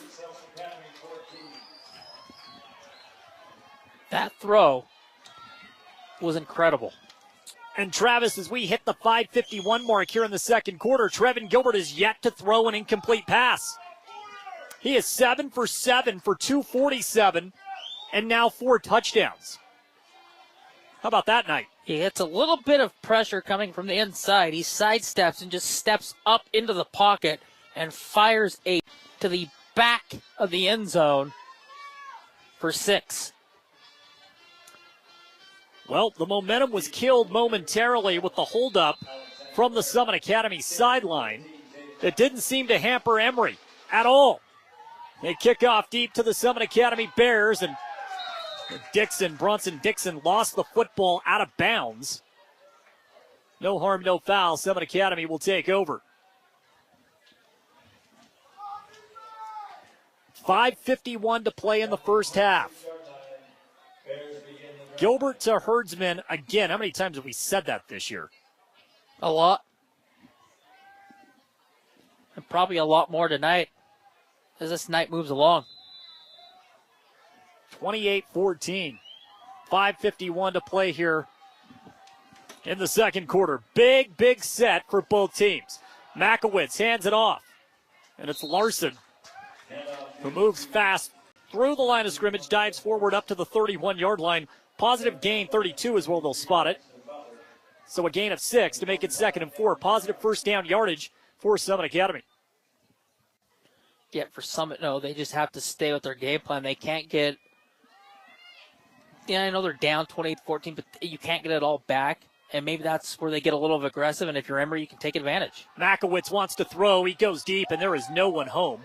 Similar to that right there. Yep. Wanted his man. That was Braden Dieters, who was trying to go deep. He was locked up by Herdsman. Dieters stopped running his route at about the 40. That ball hit at the 25. And now it's 3rd down and 4. But off positive first down yardage, that allows Coach Wilbur to open up the playbook a little bit and try to test the waters deep. Yeah, and then sometimes, like we just said, you get just like overexcited to try to get everything back in one push right there. I just don't think that's an opportunity where you take that shot. Now it's 3rd down and about 4 to go. 5:16, Makowitz rolls out left side. Pump fakes, he's going to run, dives forward. He's close to the first down stick. I believe he has it. Let's get an update on what went down on the sidelines over for Summit Academy. I have Aiden Mortensen standing by. Aiden? Thank you, Jordan. I just spoke to one of the head officials here on the field, and he explained why that stoppage of the game had taken place. Apparently, after the injury to the Summit Academy player, a parent tried to jump over the barrier and onto the field and got into a bit of a kerfuffle with the coaches on the other sideline. It's unclear right now whether or not this was the player's father or if it was an unrelated parent, but nonetheless, that is what happened down here on the field a few minutes ago. Back to you in the booth, Jordan. Giving us some clarity as to what went down. So, parent, still an adult that caused the stoppage at a high school game. Hate to see that. While Aiden was giving us that report, a pass from Makowitz over the middle as he connected with Kyle Lively on a gain of 5. It's 2nd and 5. 4:15 to play in the second quarter. Summit Academy marching towards midfield. Here comes Larson. Liam is pulled down from behind by, trying to see a number, I believe it was Braxton Butler. Butler was in on the hit. Short pickup of 1.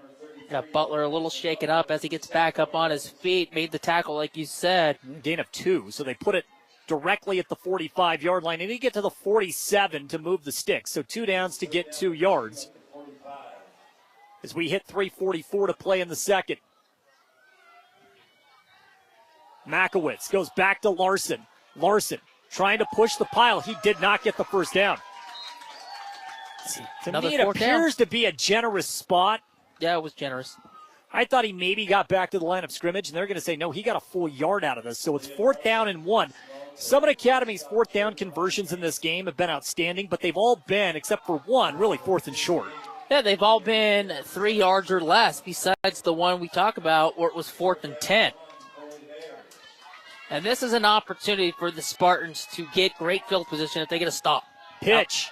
They want to go to Larson. He finds the edge and just dives forward. Hit by Herdsman and Gavin Bernard. Shy of the 50, but enough to move the sticks on a gain of 3. Ball now at the 49-yard line.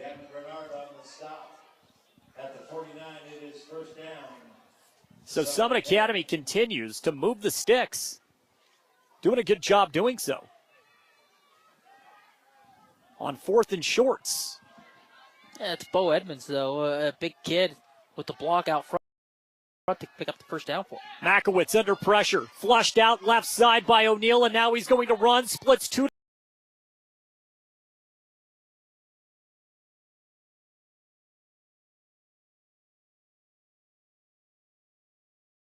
defenders, and Bernard grabs him from behind, but not before Makowitz picks up 10 yards.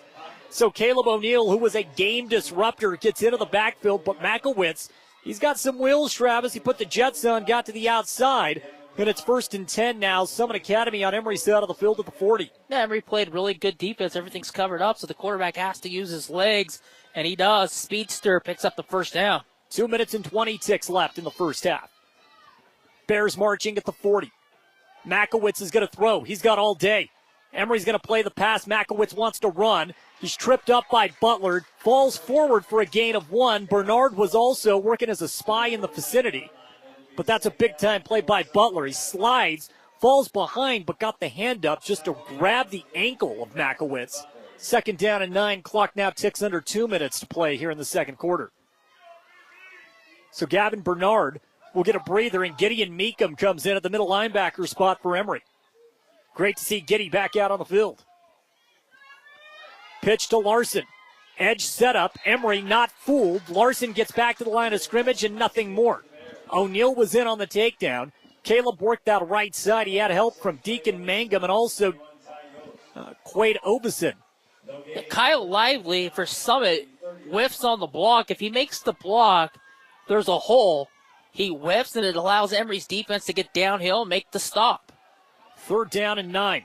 Makowitz out of the shotgun. It's a low snap. Play action. Throw down the middle of the field. That's a touchdown they missed. I think that ball might have been deflected at the line of scrimmage. If that ball wasn't tipped, that's an absolute miss on the throw. Down the seam. touchdown, similar to how Emery scored their first touchdown. That's exactly the play they ran. Kyle Lively ran a tight end go, and he was right down the middle of the field. There was no air on that ball from Makowitz, which he's done a great job of doing really all game. It was a line driver, and it falls short of Lively. I have to believe it was tipped. Ball right now at the Emery 39. It's 4th and 9, and Summit Academy will go for it. We're down to 1:05 to play in the first half, and Emery will take a timeout. Coach Famalo got a look at it. He says, okay, we see it. We'll take a break with 1:05 to play here in the second. This is a big, big timeout. Braden Dieters had one-on-one closest to you and I down Emery's sideline. That's why they called the timeout. They got the one-on-one down there. I believe that ball was going to go to him before the timeout. Again, 1:05 to play, second quarter. We'll keep it here so we don't miss fourth down, coming back late from a commercial. Coming up, we have the halftime report brought to you by Dr. Daniel Callie at Castle Valley Orthodontics.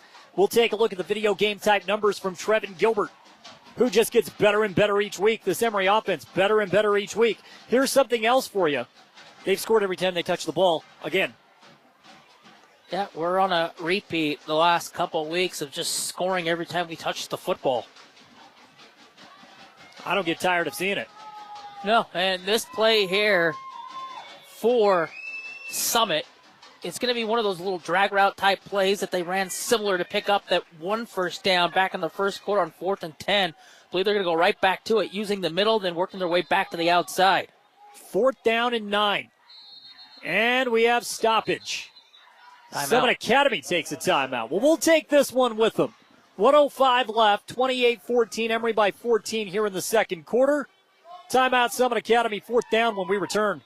Getaway? Well, there's no better way to get away than in your own RV. And there's no better way to finance your new RV than with Desert View Federal Credit Union. Desert View makes it so easy. You can conveniently fill out your loan application right from their app. Download it today and then get shopping. With low interest rates and the new convenient app, that new RV can be more than just a dream. Desert View Federal Credit Union can help make it happen. Membership and eligibility apply. Loans on approved credit. Member NCUA.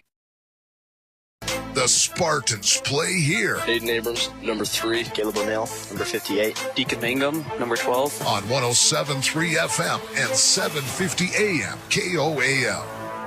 Down in 9. Here comes a huge play out of the timeout. See if the Emery defense can come up.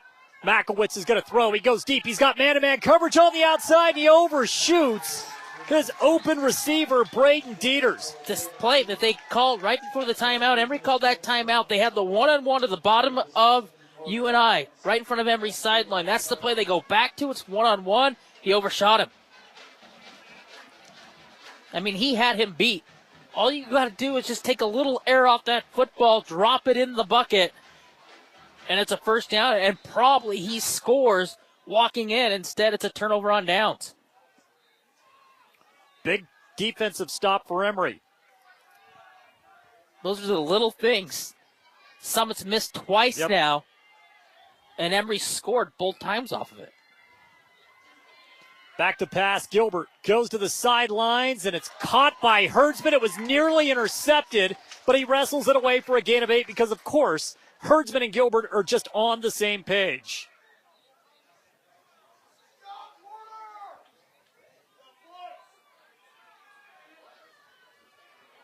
Add to that total.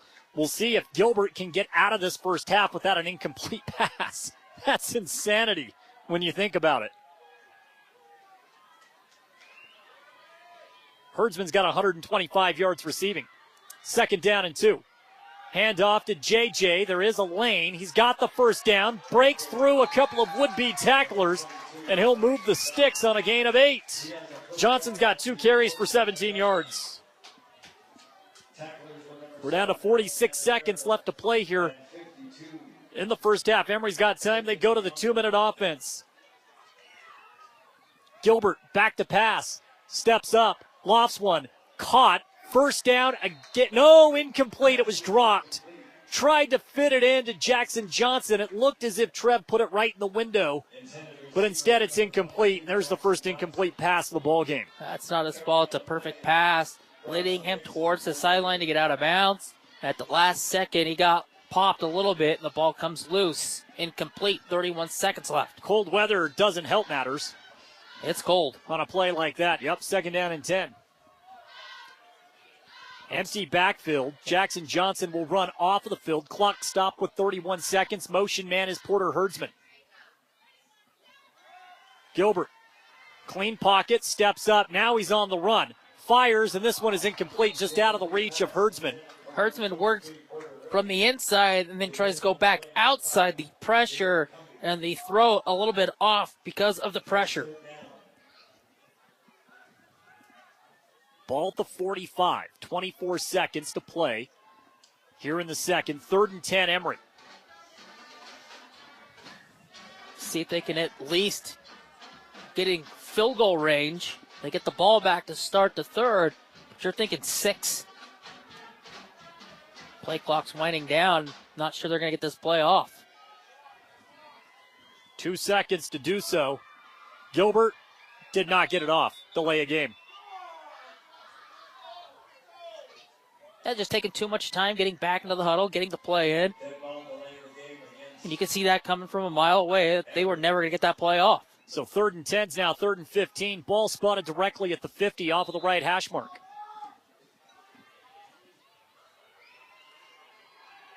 The slot is going to be key here. You got a chance to pick up the 1st down. Back to pass. Gilbert, incomplete. Tried to go to Ty Yost on a dump off in the flats, but the pressure coming up the middle caused that incompletion. 3 straight incompletions for Gilbert.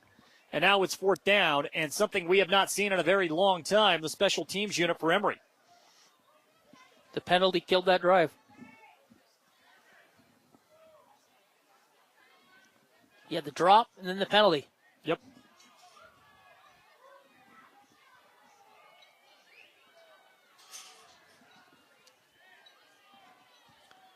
So 4th down, Atwood gets the punt away. It's a spinner, takes a bounce, and it is a Emery bounce inside the 30 down to the 28-yard line with 10 seconds, 9 seconds. Emery's just going to let it sit until the clock runs out. Ball to 7 seconds left.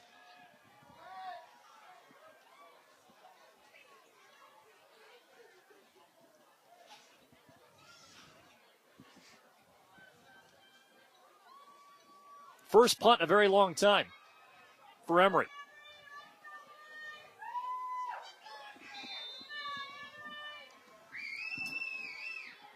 So 7 seconds left here in the first half.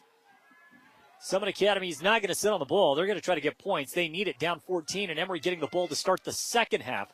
Touchdown there would have made life really difficult on the Bears. Back to pass. It's Makowitz. Rolls out right side. He's on the run. He's going to try to take it himself, and he is brought down. Citrid steps up to make the hit. Blake Citrid on the takedown, and that takes us to the break. Emery putting on a show. 28-14 over this physical Summit Academy team. Not a bad way to play a half of football with a trip to the state championship on the line. That's solid half. Offensively, they did whatever they wanted. Defensively, they come up with a couple stops, and they have a 2-score lead, and they get the football back to start the third quarter. So coming up, it's the halftime report brought to you by Castle Valley Orthodontics and Dr. Daniel Kelly. You can give him or his staff a call today at 637-2222. Set up that consultation. It's free, and you'll get a smile that'll last a lifetime. Doesn't matter how old you are, you're never too old for braces.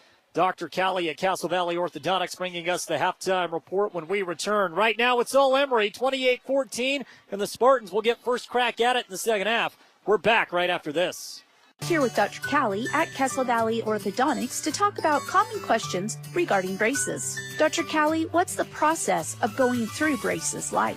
It's very simple. First, you come in for a free consultation where we'll create an individualized treatment plan for you. Next, we move into braces where we put them on and then begin our monthly adjustments. And then finally, we end with retainers to help ensure that smile will last. Give us a call today. Castle Valley Orthodontics, 637-2222, and we will schedule you for a free consultation. Remodeling is easy as 1, 2, 3. 123 Remodeling. From basements to ceilings, indoor to outdoor. Chris Nunez at 123 Remodeling is local, licensed, and insured. Framing, plumbing, electrical, drywalling, patios, garage doors. 123 Remodeling can build it, install it, and repair it. Chris is always communicating with his clients and is always transparent. Stay away from those out-of-town fly-by-night contractors. Keep it local with the all-new 123 Remodeling. Call 435-630-2215. 630-2215. Feel the force of the Ram heavy-duty truck, the power horse beast that thrills with its performance. Hi, this is Thad. Imagine saving up to $15,000 off the original MSRP. Auto Farm has 15 at the ready and waiting for a test drive, including 5 hard-to-find dualies, exceptional strength, unprecedented durability, and might that echoes in every gear shift. Demand the best from your heavy-duty jobs. Demand a Ram heavy-duty from Auto Farm. Because with Ram, it's just not driving. It's just not a lifestyle. Don't just imagine. Come in and test drive away today. It's fun! It's our favorite place. Strike up family fun for everyone. Gateway Lanes. Families that play together stay together. And Gateway Lanes is your center for fun, cold beer, snacks, and great food. So let Gateway Lanes do the cooking with open and league bowling year-round and Club Bowl Thursday night, 9 till 11:30, with unlimited bowling including shoes. Since 1989, Helper's Hometown Bowling Center, Gateway Lanes, South Main Street in historic Helper, and bowlhelper.com. Let's roll. J&D Automotive in Castledale and River Auto in Green River has been your trusted neighbors for 40 years, offering expert automotive parts and service right in the heart of Emery County. Thanks to a great partnership with Napa, you get dependable parts and a team that knows your car inside out. Whether you're in for a routine checkup or need of a major repair, J&D Automotive is close to home and ready to help. Visit J&D Automotive today and experience the difference of local care with big brand quality. This is Dave. And Ryan. From Dave and Ryan's Movie Review. Experience movies the way God intended them to be seen. On the big screen. At the King Cole Theaters. And action. Whether it's stunning action, heart-stopping horror, tender romance, gut-busting comedy, or wholesome family flicks, movies are always better on the big screen. Connect on Facebook for instant access to showtimes and the latest blockbusters. With showing 7 nights a week and matinees on weekends, you can immerse yourself in the magic of movies at the King Cole Theaters. Discover the difference experience makes at Mr. Automotive in Huntington. With over 30 years dedicated to matching the perfect vehicle with the right person in Castle Country, we know a thing or two about cars and about saving you money. Thanks to our low overhead, we're able to pass incredible savings directly on to you. Drive away happy with a deal as reliable as our service. Visit Mr. Automotive today, where experience means savings and you meet your new car. I'm here with Dr. Callie at Castle Valley Orthodontics to talk about common questions regarding braces. Dr. Callie, at what age should I start planning for my kids to have braces? The American Association of Orthodontists recommends we see patients around age 7. And this is very early, and we're usually looking for anything that have to do with growth problems. Most braces occur around age 10 for girls to 11 or 11 to 12 for boys. Give us a call today. Castle Valley Orthodontics, 637-2222, and we will schedule you for a free consultation. Welcome to the Emery Spartans Halftime Report, brought to you by Castle Valley Orthodontics. Call them at 637-2222 and schedule your free consultation for a smile that will last a lifetime. It's halftime here at Zions Bank Stadium in Harriman. Jordan Buscarini alongside Travis Anderson. The score right now, Emery 28, Summit Academy 14. What's on the line? A trip to the state championship next week at Southern Utah University in Cedar City. The Spartans have had 5 offensive possessions in this game. They've scored touchdowns on 4, and that's a perfect segue for the third man in the booth tonight, Aiden Mortensen, who is actually walking to the locker room right now with offensive coordinator Chris Justice. I can't think of anyone else I'd rather hear from right now. Let's go down to Aiden, who's standing by Chris Justice, offensive coordinator. Aiden? Thank you, Jordan. I'm down here on the field with offensive coordinator Chris Justice. Coach Justice, it seems like you guys have been scoring at will tonight. What are some of the things you're really liking what you're seeing out there from the team?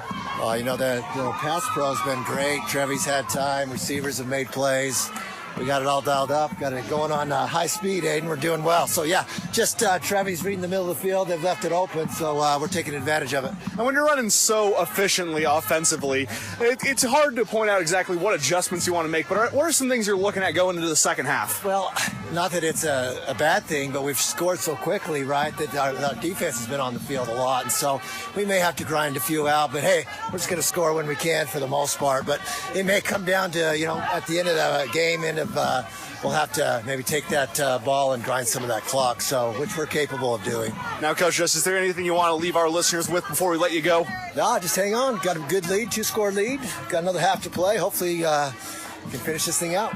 Well, thank you so much, Coach Justice. Back to you in the booth. Oh, thank you, Aiden. Again, Aiden Mortensen, our third man in the broadcast booth tonight. A little bit louder down there on the sidelines than it is up here for you and I, as we're sitting behind the Emery faithful in the very last row here at Zions Bank Stadium. You gave me the temperature earlier today. What are we looking at right now? I know it was 42 right at kickoff. You told me it was going to dip in the 30s. Now that we are here at halftime, Travis, what are we looking at temperature-wise? Drop down to 39 degrees, Jordan. All right. I can feel it. Thankfully for me, as I said, good luck for me. I have a wife that purchased me one of those heated jackets. And so, it's worth its weight in gold on a night like this where we're outside in the elements. Let's take a look at the first half stats. Robert, Travis, he was absolutely phenomenal in that first half. Did not throw an incomplete pass until that final offensive drive. He goes 7 of 11, 255 yards, 4 touchdowns, and a long touchdown pass of 57 yards. Played brilliant, perfect in that half. And defensively, they tried to put a little bit of pressure. He just sidesteps, and he just takes what the defense gives him, and that's what he's done. Very good, very patient, accurate, and you can tell he just carved them up in the first half. Yeah, let's take a look at his favorite target. Well, it's been Porter Herdsman. Porter has been kind of a do-it-all type kid throughout the entire season. He has been great yet again, as he's got a couple of touchdown passes to his name, a couple of touchdown receptions, I should say.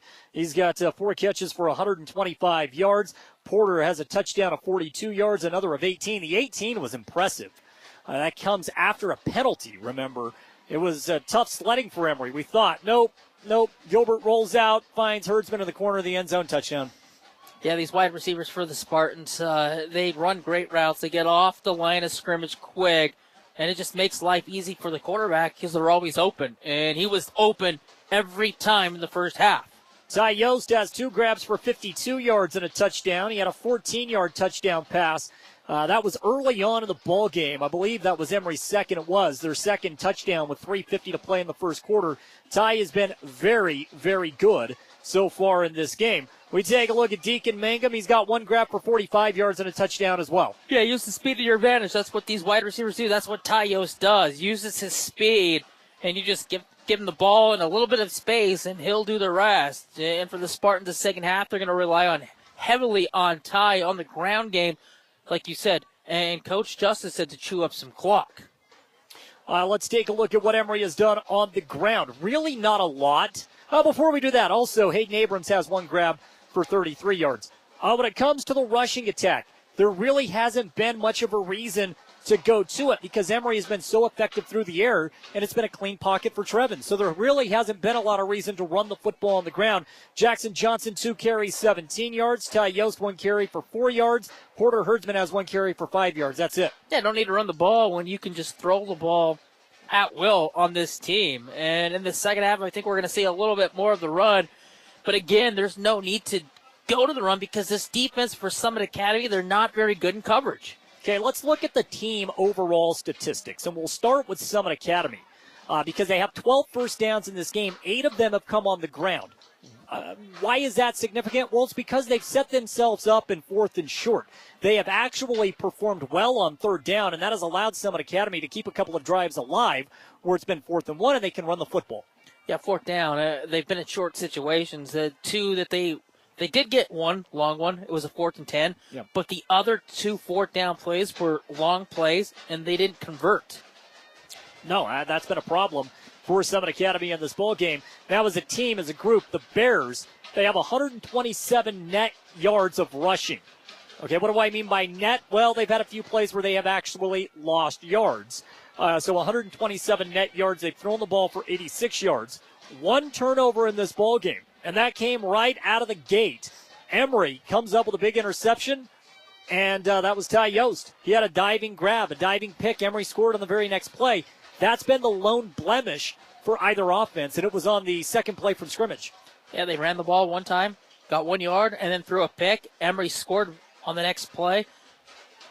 Then Summit comes down, and they get in a situation where they're third and long, fourth and long, and they convert and they go down. But the two times they haven't converted on fourth down, that's what Emery has to do, is to take advantage. And they did take advantage. They got a 2-score lead and a chance to get a 3-score lead.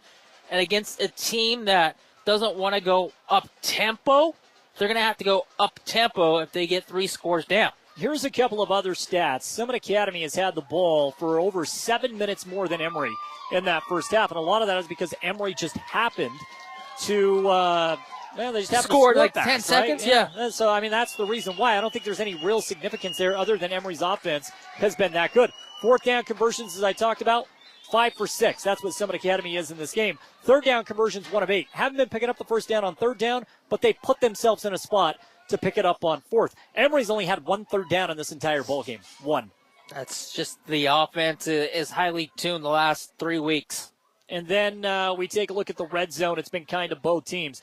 2 of 2 for both units. So that's a look at what's happening in this game. It's halftime, 28-14. Emery, 24 minutes away from punching a ticket to the 2A state championship. It's been a long time since we've been able to say that. Is tonight the night? Do we finally get back? We'll find out in just a bit. One short half of football left to be played. Emery by 14 here on the Castle Valley Orthodontics Halftime Report.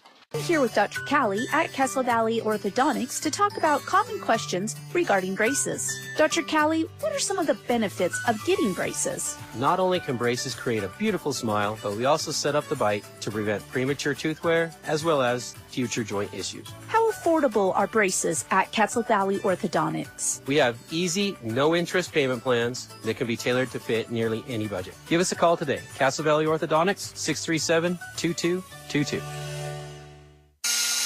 Well, this is way beyond my skills. Time to call Frank. Honey, did you mean my dad, Steve? No, Frank at Central Commission and Helper. Frank and his staff will give me the best advice and supplies I need. He's the father of good advice and better than you at this stuff. No argument there. Central Commission and Supply Company is a family-owned and local hardware and lumber store. Plumbing, paint, electrical, with better prices, better service, and better knowledge than the big box stores. Central Commission, North Main Street in Helper.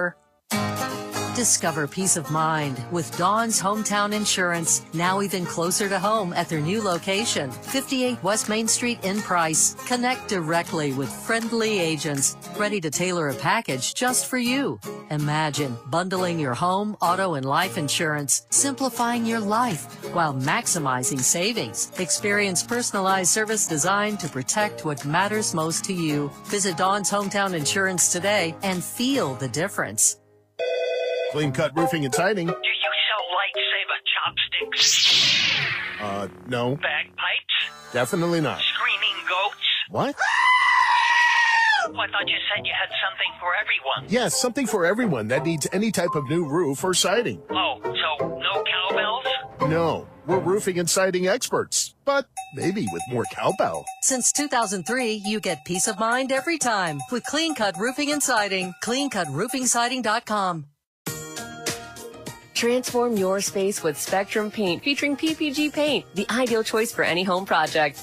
Imagine a kaleidoscope of colors at your fingertips, from soothing pastels to vibrant primaries. Whether revamping a room or adding character to your exteriors, Spectrum Paint makes every brush stroke count. Dive into a spectrum where quality meets creativity and paint your world with us. Visit Spectrum Paint to find the perfect shade for your home today. The choice is yours. Sutherland's Friends of the Family Plus Consumer Credit Card lets you choose from 5% off instantly at the register or special financing on qualifying purchases. That means no forms, no waiting, no rebates. You can choose 5% off instantly with your Sutherland's credit card. Got a big project? Choose special financing. The choice is yours with Sutherland's Friends of the Family Plus Consumer Credit Card. Subject to credit approval. Minimum monthly payment required. See store for details. Only at Sutherland's. The Spartans play here. Tyos, number 21. Trevin Gilbert, number 9. Odin Crispin, number 25. On 107.3 FM and 750 AM KOAL. We're away from getting into the state championship. We'll see if Emery can add a little bit more cushion, Travis. They'll get the ball to start this second half. Back to return deep, we have Hayden Abrams and Ty Yost. You always have to hold your breath with these two back. I believe Hales will line things up to kick it away for Summit Academy from the 40-yard line. What do you want to see on this first drive here in the second half? Touchdown. Well, obviously. How quick? Time-consuming? What do you want? I don't care. I just want points. You get points here, you're putting a lot of pressure on that team. Yeah. Just score. If you score on this opening drive, if you want to take time off, that's fine. But if you go quick like you have been, that's fine as well. I just don't think they can come back 3 scores down. You shorten the game every time you score points at this stage. That's where you put the pressure on that team over there, because then they're going to get over-aggressive throwing the ball down the field. And, again, I think you can get takeaways. Here's an onside kick for Summit Academy out of the gate. The ball goes out of bounds. Wow, they wanted some trickery. That right there tells you. There's a flag down if it's a legal procedure, right? Right, because it went out of bounds. That tells you all you need to know about where we're sitting at in the game right now. Yeah, and that's why you score here, and the pressure's on them. And now you set Emery up with the short field by doing that. Yeah, Summit Academy basically as a staff, Coach Wilbur saying, look, short field, long field, doesn't matter. We haven't been able to stop him anyway. Ball goes out of bounds at the 48. So Emery sets up this drive in plus territory. Yeah, I don't mind the onside. I really don't. Hand off to Jackson Johnson.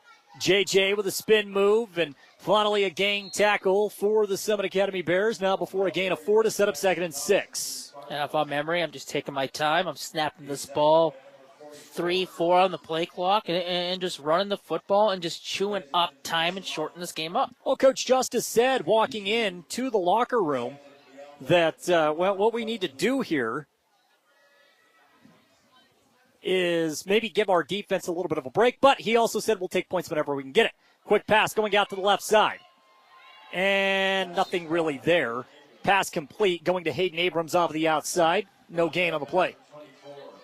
I just don't like that play call. There's just too much congestion over to that side. I think you had a shot on the opposite side with the one-on-one, and that was Deacon. Yep. So that sets up 3rd down and 6. And right before the half, Emery went out for the first time, got stopped. Now they're looking at a 3rd down they got to pick up to keep the drive going. They've only had 1 3rd down attempt in this ball game, and that was on the last drive of the first half. Trevin back to pass, looking, goes deep, and this one's intercepted.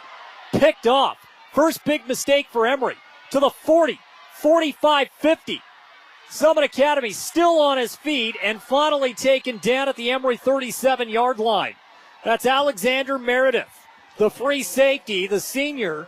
We've talked about how lengthy he is. He didn't have to use the reach. That was just an underthrown ball down the middle of the field. And the interception for Meredith sets up Summit Academy back at the Emery 37-yard line. So the onside kick doesn't hurt Summit. It sets Emery up. They can't convert. And like you said, double coverage going to the inside route was Deacon working his way back up and towards the middle. And the ball's underthrown. It's an easy pick. And Summit set up now on the Emery side. So now Summit Academy has found a way to stop the Emery offense on back-to-back possessions. Makowitz wants it all, throws deep down the field, and it's nearly caught.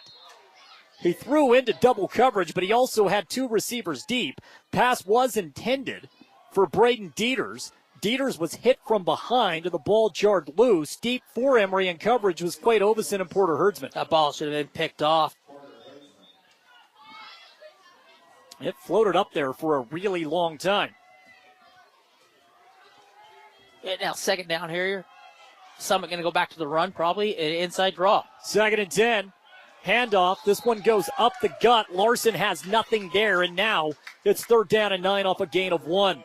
Summit Academy has the ball on the far left hash mark. They are moving left to right on the radio dial. 10-10 to play in the 3rd. Emery 28, Summit Academy 14. That 4-down territory, you know they're going to go for it on 4th down, so wouldn't be surprised here on 3rd they run the football. We knew this would be a tough task for Emery, the physicality of Summit Academy. So far, the Spartans have passed with flying colors. Here's the end around. It's Lively. He's got room to run to the 35, now to the 30, 25. Still up on his feet, past the 20 to the 15. Breaks 2 tackles, and finally taken down at the 8-yard line. End around play has been successful for the Bears. They use it again to their advantage, and they go all the way down inside the 10-yard line.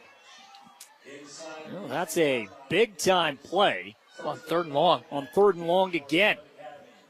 This game's a long ways from over. 9:35 to play in the third, 28-14. Summit Academy trying to make this a one-score game. Makowitz out of the shotgun.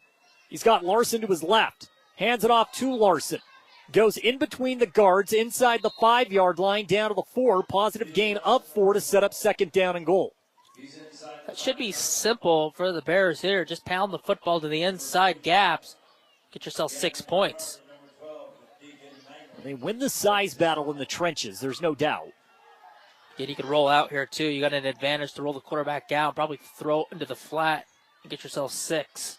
Now Larson goes to the bench, and Bronson Dixon will step in. He's to the right side of Makowitz. Hand off to Dixon, and he is met by Braxton Butler in the backfield. Still managed to pull forward for a yard, but Braxton read that perfectly. He saw the gap, he exploded through it, closed in a hurry. Dixon, a hard-nosed runner, still able to pick up a yard, and it's 3rd down again for Summit Academy. He just shoots through and makes the tackle and wraps him up to make this 3rd down play. At the 3-yard line, it is 3rd and goal for the Bears.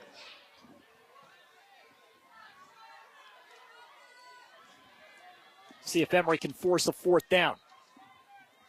They have the ball spotted at the 3. Makowitz out of the pistol. Goes right back to Dixon, and Dixon is met by a group of Emery defenders led by Caleb O'Neill, and he lost a yard. It's 4th down and goal from the 4. Yeah, the bad snap on that one doesn't allow someone to get the football cleanly from the quarterback to the running back. And as that bobble happens, it allows Caleb O'Neill to fight through and stuff him for a loss. The Utah-BYU football game is just underway. We'll get you out to it at the end of this one. 4th down and goal here for Summit Academy. Empty backfield for Makowitz. Makowitz rolls out right side.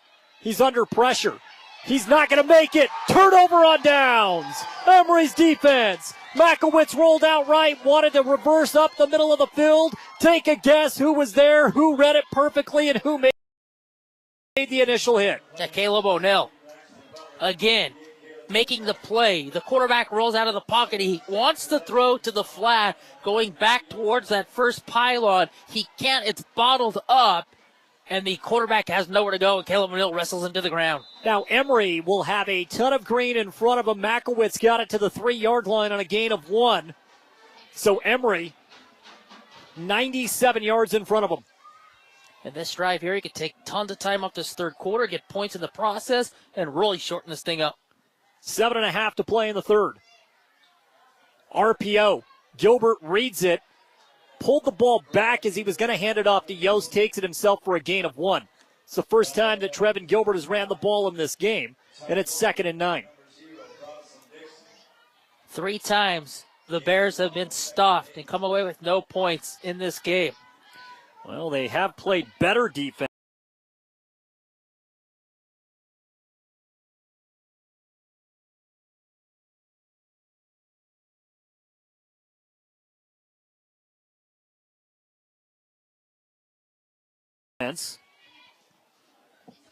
Over the last 2 drives, Trevin Gilbert has now thrown 4 out of his last 5 balls incomplete, and the 1 completion went for no gain. So we're seeing a different Summit Academy offense. Hand off to Ty Yost. Ty's got room to run past the 10, gets it up to the 12-yard line. He's a yard shy of the first down stick, but a gain of 8. That time for Ty Yost. Yeah, this field we talk about is fast. There's a lot of activity on it, so it makes it a little bit slip. You can see as he tries to cut back, lost his footing a little bit, falls forward. If he finds that gap, stays on his feet, he's to the house. For time of possession purposes, a huge 3rd down here for Emery. 3rd and 1, hand off to Yost. Puts his head down, he's got plenty of it. Gets it up past the 15 to the 17-yard line. Let's move the sticks, and the Spartans have a fresh set of downs. Lower your head, lower the shoulder. knock him back off his feet, pick up the first down. That's what you have to do on that big third down conversion. 17 yards on 3 carries for Ty. 1st and 10. Trevin goes right back to Ty, and this time Summit Academy was waiting for it. That's an excellent defensive play, something we haven't been able to say a lot of, but Triton Bianco, the junior defensive tackle, gets into the backfield, and he meets Ty immediately. The officials did give Ty forward progress, so no gain, but no loss. Yeah, Bianco shot the gap, got right through, slithers through the hole to slow him up. We're down to 5:46 to play here in the third quarter. Fast-moving third quarter. Very. Gilbert rolls out right side. Throws on the run. Dangerous pass. He threw into double coverage up over the top. He wanted Porter Herdsman. Terrific coverage by the Summit Academy secondary. That's dangerous. Jaden Cumby delivered the hit and popped that ball loose. It floated in the air for a moment before it hit the turf. But now it's 3rd down and 10. Yeah, space that was there in the first half towards the end. Summit's done a good job of getting up to the line of scrimmage. We're jamming those wide receivers off the spots. That allows him to get back into the space to where they're forcing those tight windows. Can't convert. 3rd down and 10. Back to pass. Gilbert wants it all. Goes to Abrams, who was beat. And so Cumby pulls him down to the ground for a pass interference. Well, you know you're beat. Now Cumby stands up, looks around saying, what? Well, you pulled him down to the ground. He saved a touchdown. He did. He did save a touchdown. It's a heads-up play. And that's the thing for Summit Academy they can't do. They can't get the one-on-one to the outside with these wide receivers. It's a one-on-one, and Hayden's going to win that every time. And this time he wins the battle, and Cumby just tackles him to the turf. He's lucky he tackled him to the turf because that's a touchdown. So that penalty moves Emery out to the Summit Academy 33. That's a smart play. Because it's not a spot foul like the NFL. It's just 15 yards. Quick pass right side. This will go for a positive gain for Emery. Minimal gain. Give him 2 yards. To see who that pass went out to. I believe it was Porter Herdsman. It was. So Porter was able to move the ball to the outside for a gain of 2 on the reception. Not a lot of room to maneuver over there. Good job by the corner and the safety both dropping down into coverage to make the tackle. Under 5 to play in the third. Wingback spot is Butler. Handoff. This one will go to Jackson Johnson, and JJ gets it up to about the 38 before it's blown dead on a dead ball. So a gain of 3. About 5 yards short now. Yeah, manageable 3rd down coming up for Emery. Well, just continue to pick up the first downs and grind this thing out. We're already 4:27 left in the third quarter. And now time is going to become a factor. If you can somehow score here, even 3, you put yourself in a spot to get to Cedar City next week. 4:15 left in the third. Gilbert to throw. Overshoots his intended receiver, Deacon Mangum. Deacon was open. Just a quick in route. Goes about 8 in. Pass just a little over the head. Gilbert has settled down after that blistering start. Now it's 4th down. Emery will punt the football away. Yeah, I think he thought that he was going to cut back to the outside, but he just sat right in the zone. That's where you're supposed to sit. And the ball sailed, and it overshot him for the first down. Here comes the punt from Atwood. Not a ton of distance. High riser takes a bounce, and it takes a Summit Academy bounce to the 40-yard line. That's cold. That football's like a rock. Jaden does a good job getting the punt off and doing what he can with the punt, and Summit has the ball at the 40-yard line. 60 yards of green in front of Summit Academy with 3:59 to play in the third. Emery did do a good job of at least reversing field position with the stop inside the 5-yard line.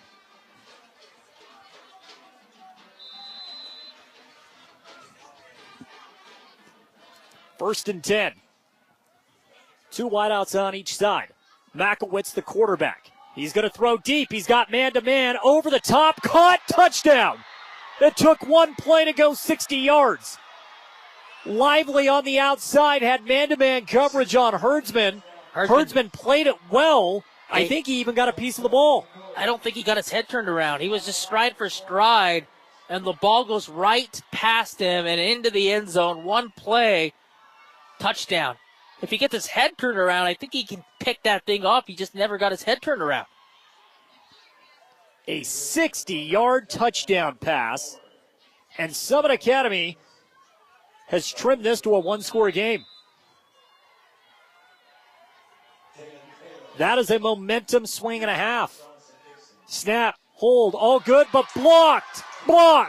Quade Ovison jumps up and blocks the extra point. The Emery crowd comes to their feet. 28-20. Spartans by 8. They'll have another crack offensively when we return. Smooth, hassle-free journey to the front door of your new home with the Driggs Mortgage Team guiding you every step of the way. Hi, this is Greg Driggs. Our seasoned experts understand the ins and outs of home financing and refinancing. Come visit us at our new permanent address, 8 East Main in Price, where we plan to be a staple for years to come. Start your journey today. Call 801-427-3577. The Driggs Mortgage Team, NMLS number 272076, Equal Housing Opportunity. Driggs Mortgage Team is a DBA of Premier Mortgage Resources, LLC, NMLS 1169. The Spartans play here. Tyos, number 21. Trevin Gilbert, number 9. Gordon Crispin, number 25. On 107.3 FM and 750 AM KOAL. 3/5 third quarter, a quarter in which Summit Academy is, for the most part, dominated. Yeah, Emery offensively really struggling through the air. They did pick up a couple first downs on the ground, but they somehow have to score some points now, up 8. I don't think there's no doubt that there is new life for this Summit Academy team. Momentum. Momentum is a big, big thing in sports. Hales will kick short. Ball is loose on the turf. Bo Stilson wraps it up. That's a great onside kick. You pounce that ball right off the front line and hope it takes a little bit of a bounce. It did take a bounce, but Emery special teams dives right back on the football.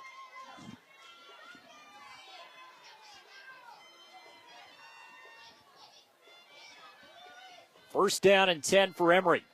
They'll take over at the 45-yard line. Emery had great field possession a couple times in this quarter. Didn't take advantage. Now this is the third offensive set for the Spartans. Gilbert throws across the middle of the field. Caught by Butler. Breaks one tackle. Braxton has it on Summit Academy's side of the field. They spot him at the 49-yard line. And I think that's all Gilbert needed to see that first one complete to settle him down just a little bit. Give him a gain of 6. That's Butler's first catch of the ball game. Second down and 4. You're one-on-one to the top. I think that's where you need to work with Deke. Hand off to Jackson. JJ is able to go left side. He takes it to the 40-yard line, and that will move the sticks. JJ with a gain of 9. Yeah, Summit was playing the pass, which allows them to just hand the ball off. Everything is back towards the passing routes, and it gives you such a big lane to run the football. First and 10, ball at the 40.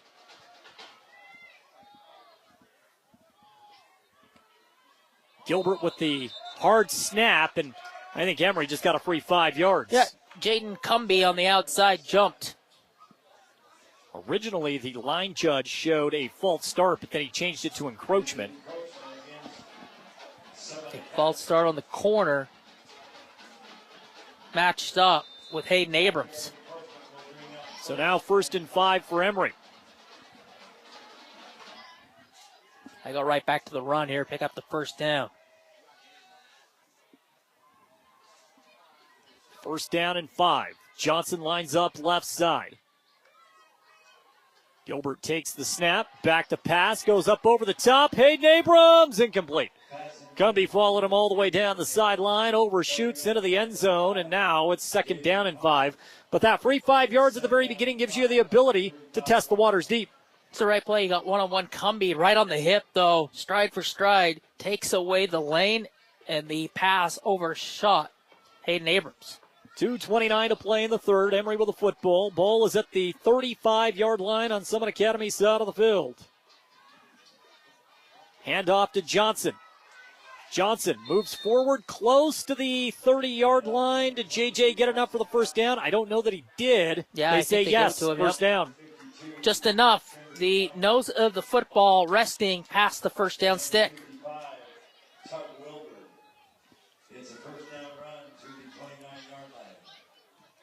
So Johnson now with 6 carries for 38 yards in this game, as Emery is implementing a little bit more of a balanced attack here in the third quarter than what we saw in the first half. We hit the 2-minute mark in the third. Ball right now at the 30-yard line. Gilbert rolls right side, fires, finds Herdsman.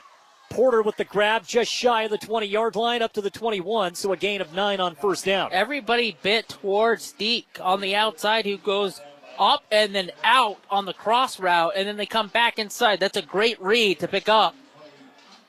Almost first down yardage. 136 yards receiving for Porter Herdsman in this game off of 6 grabs. 272 yards passing for Gilbert. 1 blemish.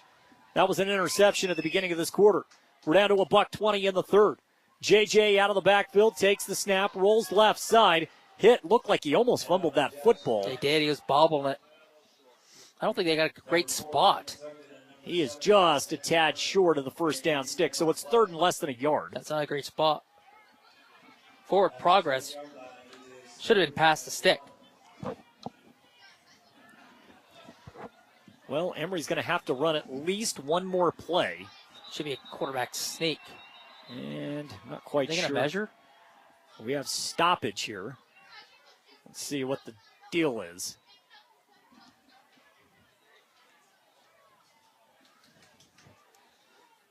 Emery has the right to ask for a measurement. I would. It's close.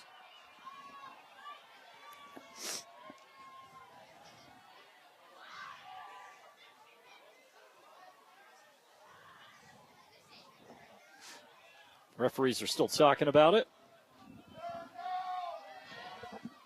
It's third down. The stick's wrong. They have it a fourth down? Yeah, it's third down. And maybe that's the confusion. It's third, not fourth. That's the stoppage, but still. Quarterback sneak, pick up the first down. Right up under center, push the pile. Probably run back-to-back quarterback sneaks here. Gilbert's going to keep it himself. There's the rugby push, and he easily picked that up. My goodness. They give him 5 yards on that, Travis. Yeah, let this quarter run out. Let's get to the fourth quarter, up 8. He's going to have to run one more play off of that 5-yard run from Gilbert. He's got 2 carries for 6 yards. It's not a goal-to-go situation just yet. Emery's got this they spot this inside the 15 to the 14-yard line. So you can get to the 5 to get a fresh set. JJ lines up left side, trips left. Man-to-man on the right side for Gilbert. Trevin takes the snap, hands it back off to JJ, who dives forward. And Johnson's got it to the 13-yard line on a gain of 2, and that will take us to the end of the third quarter. Emery controlled the corner on the ground, didn't come up with any points, chewed up a lot of time. Summit gets the one-play, 60-yard plus touchdown. They trail by 8 as we head to the fourth. Summit Academy wins the quarter, but Emery still on top. They are 12 minutes away from going to the 2A state championship. A date with San Juan and Cedar City awaits. Emery, Summit Academy, only 1 possession separates the 2, and we'll find out in 12 short minutes of football who's moving on to the state championship when we return on 107.3 FM and 750 AM.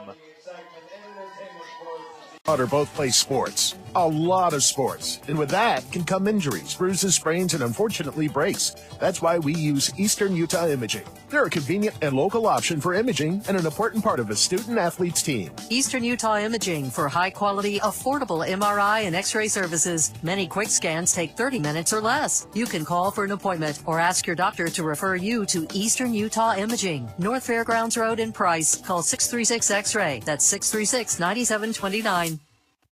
That counts on the O-line for protection in the pocket. In Castle Country, you can count on Farm Bureau agent Jill Jensen to protect your family's blind side no matter what life throws at you. She is there to handle all of your auto, home, life, and business insurance needs. Don't scramble around working with multiple insurance companies. Talk to Farm Bureau agent Jill Jensen and see how she can protect you with what matters most. Call 637-8400. Farm Bureau Life Insurance Company, Farm Bureau Property and Casualty Insurance Company, Western Agricultural Insurance Company.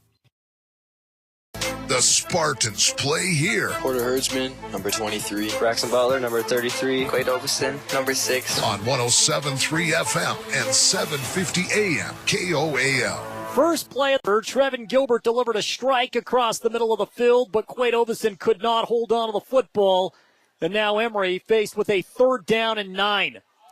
What a perfect route to run. You go up and then you drag back inside real quick, and the ball perfectly plays, and it bounces off the hands to the turf, which would have been a catch around the 2-yard line. They spot the ball at the 14-yard line for Emery. They have to get to the 5 for a 1st down. Gilbert out of the shotgun, takes the snap, rolls right side, goes to the end zone, incomplete. And now, if you're Coach Famalo, you got to think about this. So you have 4th and 9 at the 13-yard line. A field goal would make this a 2-score game. And I don't think that Atwood is coming out. Well, they're thinking about it. They're going to go for it. We got to get the 1st down inside the 5, about the 4.5. I think you go back to that little Stuggle route where you go up inside the hash and then cut back in and sit down right in the zone. We have a timeout taken on the field. Emery's going to take a timeout. They can talk about this one. 11:49 to play in the 4th, 28-20. Emery with an 8-point lead. Let's go down to the 3rd man of the broadcast booth. Aiden Mortensen, he's on the sidelines. Aiden. Thank you, Jordan. It's been a very defensive 3rd quarter here. Like you saw, Summit Academy only scores once. Extra point is blocked, but both defenses really tightening up, and that's something that we've heard Coach Famalo say on the sideline, is that the defense needs to strengthen up, and they did just that on that goal line stand, opening the half. Now, is this defensive pressure going to be able to hold for either team? That is yet to be seen, but with Emery's offense finally clicking again at the end of the quarter, it's certain to say that we're in for an exciting finish here at Zion Bank Stadium. Back to you in the booth, Jordan. Thank you. At the timeout, Emery's going to attempt the field goal. It's a 30-yarder. Gilbert to hold. The snap is clean. Atwood's kick is up, and he puts it through. Jaden Atwood makes it 31-20. Perfect snap, hold, and Jaden Atwood does the rest. Boots it through. 31-20, Jordan. That's a big-time pressure kick by Atwood. I love the call. Put it in the, well, I would say hands or on the foot of the kicker. Jaden Atwood, good from 30. And Emery leads 31-20. I love it. Points you needed there. Anyway, you got them, and they get the 3. And that big missed extra point's going to loom large for the Bears if they can't come back and win. 2-score game, 31-20. Jaden Atwood, the junior, come with a kick. We talked about where he likes it out on the field during pregame. He said, give it to me on the right hash mark. Out of the timeout, coach said it's on the right hash mark. Make it a 2-score game. And Jaden comes through in a big way. See if the defense can come up with a stop, get the football back to the offense, and take a lot of time off this clock. Here's the kick. It's loose on the turf. Finally picked up. Cumby for Summit Academy finds a gap, and he explodes all the way to the 38-yard line. Which was disaster waiting to happen. Turns out to be a great return off the kick. They were pinned down deep inside the 15-yard line. It turns out they get the ball all the way up, just shy of the 40. There is no quit in this Summit Academy team. No, they're physical. We knew that coming in. And they haven't quit. They've just played a really good football game. A couple defensive stops Emery has on them. Otherwise, we might be tied. Makowitz, the quarterback again for Summit Academy out of the shotgun set. 4 wideouts with 1 man in the backfield. Makowitz to throw. Pass is caught. Lively past the 40-yard line, gets it out to the 41. So a nice gain of roughly 4 on first down to set up 2nd down and 6. Now if you're Summit Academy, you got to take a look at the clock. Because even though they have held Emery to just 3 points in the second half, they haven't been able to slow the offense, Travis. Emery was able to eat large chunks of clock. Yep. That's all they really wanted to do here. That first down play is what they go to, that little quick out 5, then they go to run, and then they're going to go back to pass. Larson off of the pitch, gets it out to the 45, up to the 46-yard line, shy of the first down sticks. But again, this is Bears football, just shy of the first down marker by a yard. It's 3rd down and 1. That's one area where Emery's got to tighten things up, is when Summit goes to that pitch play to the outside, they're giving up huge chunks of yards on the outside edge. 10 minutes and 43 seconds left to play in the game. Bears football on 3rd and a yard. Makowitz out of the shotgun set. Summit Academy stacks left side. Emery's going to pinch the line to that direction. Doesn't matter. Liam Larson dives into Emery territory. Ball to the 48-yard line. And the Bears right now being efficient. 10.5 to play in the game. They are already found plus territory. Yeah, I thought that was a false start. I thought a lot of movement was on the offensive line up front to allow that push back on the Emery defense. Nonetheless, first down, pick up. It's first down. Clock is moving. Nearly 2 minutes have gone by here in the fourth quarter. Makowitz with the ball. Takes the snap, a reverse. Lively wants to spread it out right side. Emery was ready for it this time, and Lively lost 2 yards. That play has been bread and butter for the Bears all night long, but that time Emery saw it coming. They read it perfectly. Loss of 2 to set up 2nd down and 12. Emery got good push back on the offensive line of the Bears to get through, and you can see they had a bunch of black jerseys in that area to slow them up. Ball is back at the 50-yard line directly. 2nd and 12. 9:37 left to play. Emery's got a 3-man front standing up off of the outside. Hayden Abrams is now going to revert because there's trips left side, stacking it. Man-to-man on the right here for the Bears. Makowitz to throw. This is a screen for the running back, Larson. Fortunately, Gavin Bernard played assignment football. Very minimal gain of 4. It's 3rd down and 9. That's a very dangerous play, because you can see Bernard jumped the route and had a chance for a pick. Also, if Larson gets by Bernard, he might still be running. That trips forced Hayden Abrams to come to the right side. And that's what they wanted. They wanted Abrams out of the way. And that's exactly what they got. But Bernard makes a big, big play. Under 9 now here in the game. Makowitz on 3rd and 9. Here's the reverse. This time it goes Cumbie left side. Cumbie had room to run, but the Emery secondary closes the gap. Bo Stilson and Ty Yost on the takedown. Still a positive gain for the Bears. Ball to the 43-yard line, but it's 4th down, and they have to get to the Emery 38. Yeah, 4th and 5. Bo Stilson came from the middle of the field and has to go opposite sideline to get in there and lowers the shoulder and makes sure he makes the tackle to bring up 4th and 5 at the 43-yard line. What was an efficient, quick drive for Summit Academy is starting to stall. 4th down and 5 with 8:12 to play. Quick route. This is going to be one of those inside routes where you start from the inside, go back towards the outside. Dieters lines up outside the numbers. Makowitz, play action, rolls to the right, throws a pass. It's caught. First down, Summit Academy. That's an easy route to read. It's exactly the same route they ran in the first quarter, where they move from the in, they go to the out on the cross. You have to get there. You're late rotating back now going towards the football. First down. Beckham Meredith runs the drag to the left side. Comes down with the catch at the 35-yard line. Move the sticks.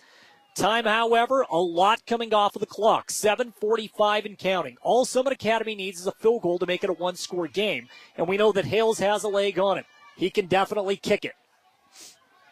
Makowitz out of the shotgun. He's got Larson in the backfield, and now he wants to test the waters deep. Over the top of the defense, incomplete. Makowitz stays in the pocket. That's a beautiful throw over the top.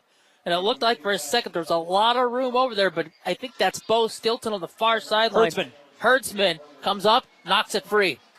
Herdsman had man-to-man coverage with Lively. Now Lively again, he's tall at 6'3", has the size advantage, and so Makowitz can really trust him a little bit to try to go up over the top, and he nearly did. but give Porter Herdsman a lot of credit on the incomplete pass. 2nd down and 10, ball at the 35-yard line. If Makowitz just takes a second more and lets that wide receiver get one more step, it's a touchdown. Trips left side, Makowitz throws on the run. He wants Meredith on the sidelines. It's incomplete. Quade Ovison came up over the top for the defense, and now it's 3rd down. That Tyos in the area as well. But the pressure gets there, and then Makowitz is flushed, and he's not really comfortable throwing on the run to the left-hand side. You can see that ball right there. Didn't get a good grip, and it sails out of bounds. Had a penalty on the play. Eligible. It was an ineligible man downfield for Summit Academy, so Emery is going to take it.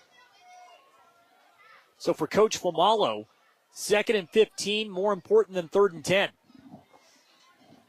That puts the ball back at the 40-yard line for Summit Academy. I think even more importantly, it's just the yardage, right? The yardage, because you're pushing them back out of field goal range. 7:20 left in the game, 2nd and 15. Makowitz to throw. He's hole. flat foot in the pocket, dumps one across the middle of the field, and it's incomplete. He tried to connect with Braden Dieters. He ran a drag to the center, and the ball bounces off his paws, incomplete, 3rd and 15. Josh Howard mugged, coming from the edge on the outside, right-hand side. And he's the reason why that play's incomplete, because he got there and he kind of pushed the offensive line back into the quarterback's vision. 7:16 and counting left. Clock is stopped right now. 4 down territory, so 3rd down here. You're looking just to pick up any yards you can. Probably keep it on the ground. Play action. Makowitz is going to throw, but he's under pressure. Stilson brought the safety blitz. That was Gideon Meekum. Giddy came right through the middle, and he forced the errant throw, incomplete, to the sideline. It's now 4th down and 15. Yeah, Bo Stilton and Hayden Abrams both in coverage on that one. Ball sells because, again, you flush him, there's pressure, and now this is a big 4th down play. How nice is it to have Giddy back? His presence on the field is everything you can ask for. The way he gets inside, he can play in coverage. It's good to have him back.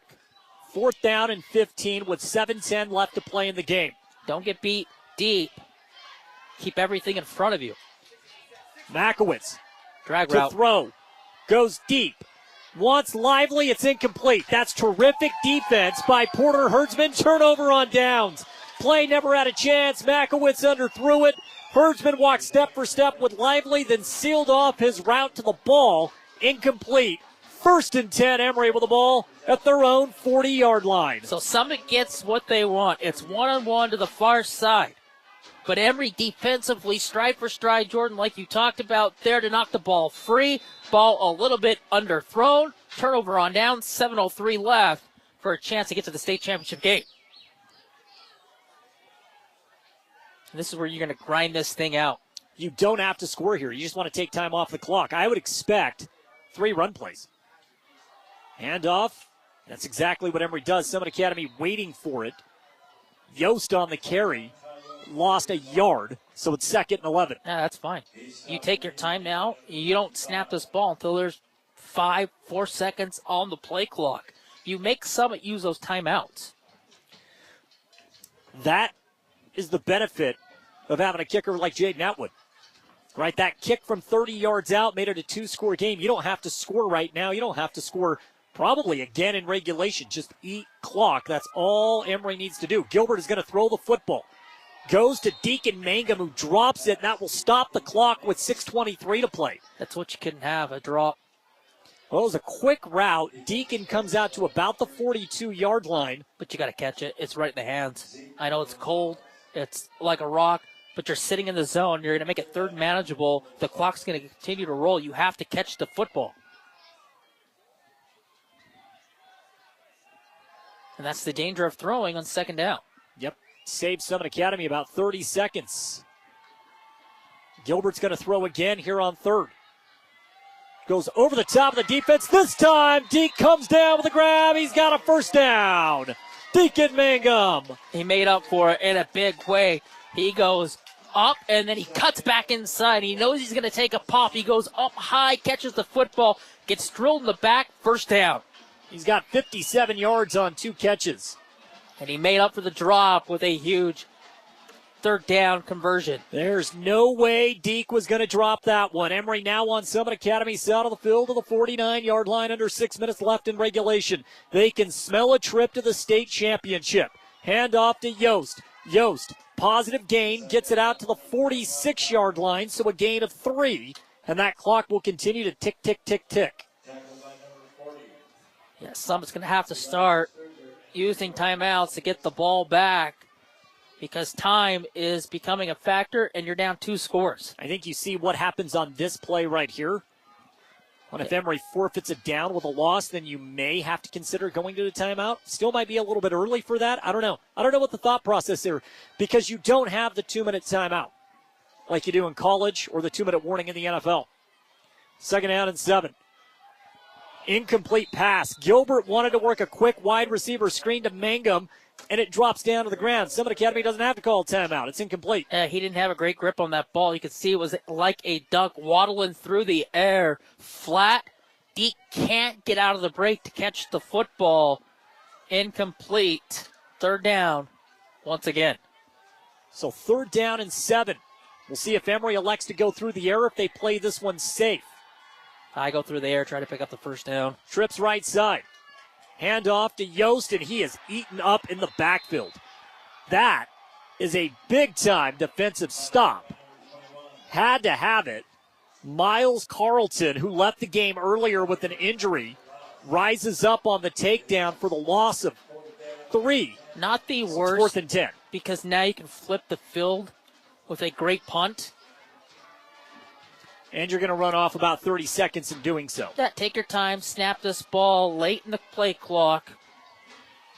They snap it early. Atwood does get the punt away, end over end.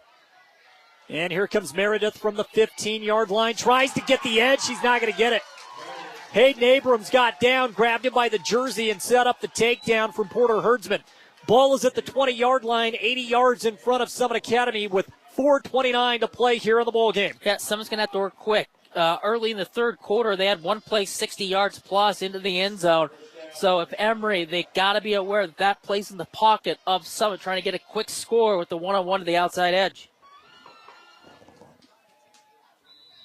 And all Emery has to do is defensively, for 4 minutes, keep him out of the end zone.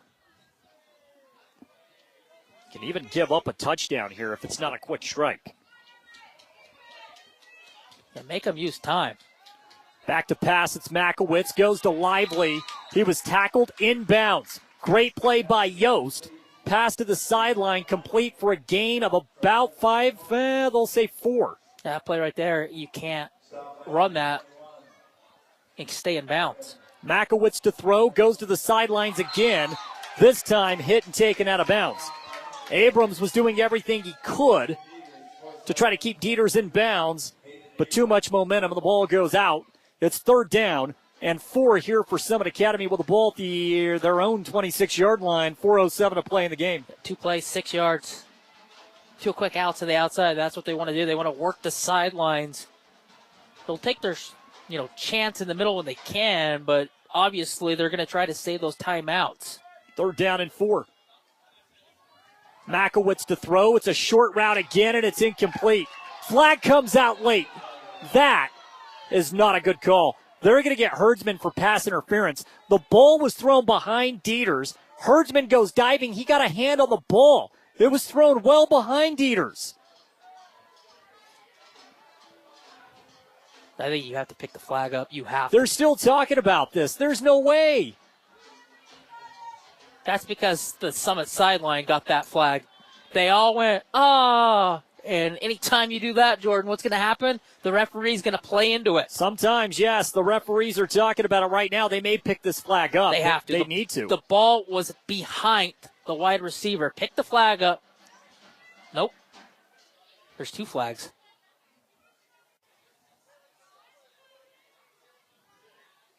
They call pass interference against Emery, but they have an ineligible man downfield against Summit Academy, and so the penalty's offset. I was unaware of the second flag. That must have been the discussion, not the pass interference. I think the second one came in late. The first one was down, and then when they broke the official huddle, he threw the flag to the 25-yard line. So we'll do 3rd and 4 all over again. Makowitz, back to pass, looking, goes across the middle. It's caught, first down to the 40-yard line.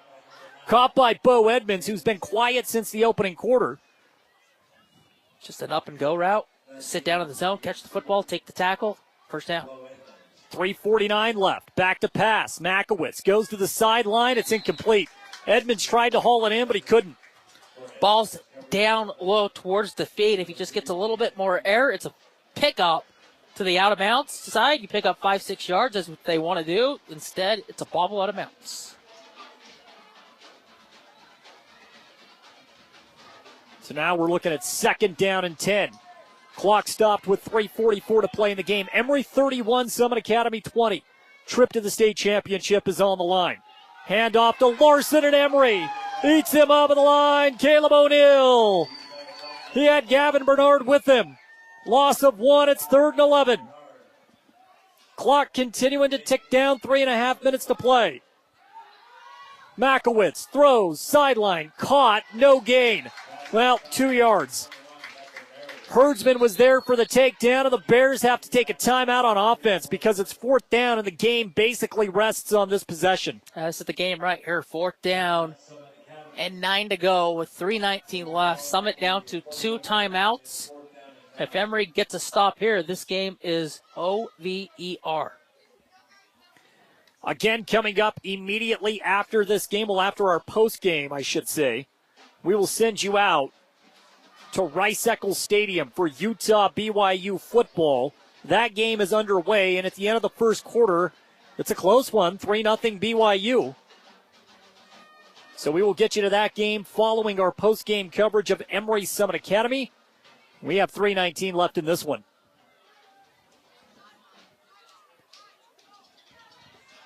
Ball game right here.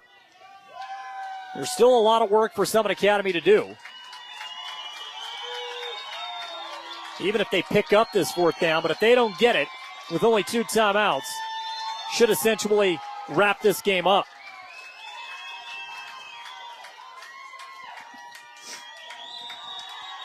Well, the route's going to be the up the seam and then drag back towards their sideline. Shotgun Makowitz. No, that's not Makowitz. That's Lively out of the backfield, and Emery was ready for it. It was a direct snap to Lively, and he gets to the 40-yard line, and Caleb O'Neill takes him down to the ground.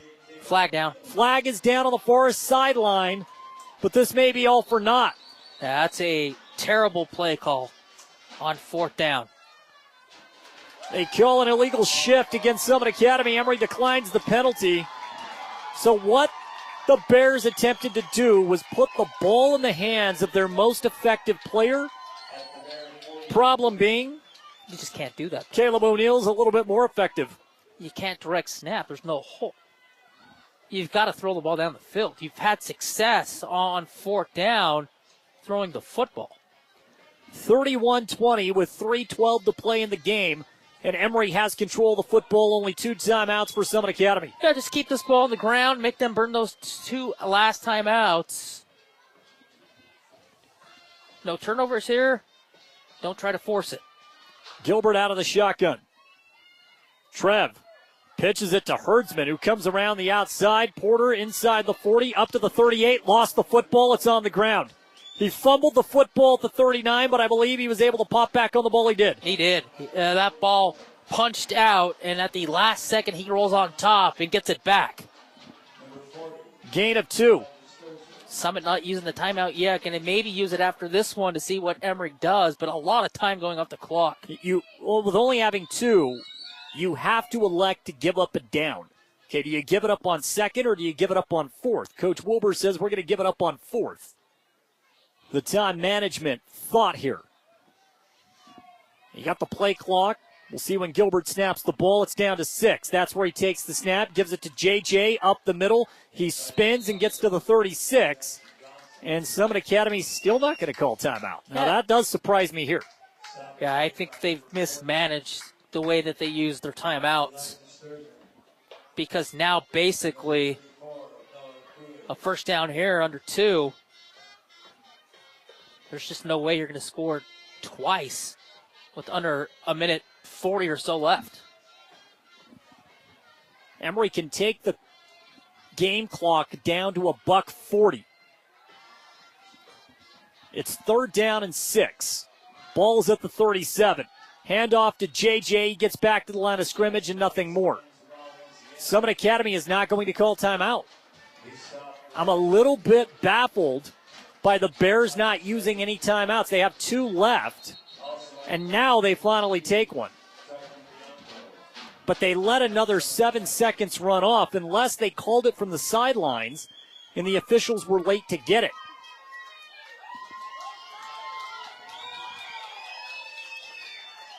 But Travis, with 1:28 left, this feels like a formality at this point.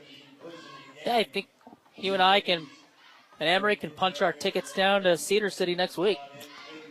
Always look forward to going back to my old stomping grounds at Southern Utah. We were there a couple of seasons ago, and it ended in heartbreak with a loss to San Juan. And it looks like we'll be going back there to see that very same San Juan team. Well, different team, same school, I should say. Same school, the dominant force at this level, the 2A level. They are a juggernaut. Atwood to punt the football. He's just got to get it away. 4th down. Emery fakes it. Snap to Yost. Yost doesn't quite get there. I love the play call.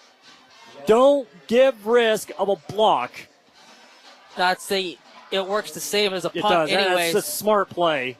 Gain of 4 for Yost. He didn't have enough to get the first down, but that doesn't matter. 1 timeout left for the Bears. And $1:23 to score twice. Yep.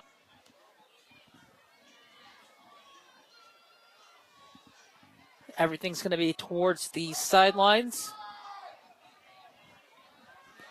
Summit Academy will come back out onto the field, out of the shotgun. It's Makowitz. He's got 3 wideouts to the left, 1 to the right. Makowitz back to pass. Fires to the sideline. It's caught by Meredith. Shoved out of bounds by Herdsman. Ball up to the 46-yard line. Clock stops. 5 seconds roll off the clock on that first down pickup. Yeah, the only thing Emery cannot afford to do here is give up a quick score. If you don't give up a quick score, you know the game is over. Although Summit Academy, they only have 1 timeout left.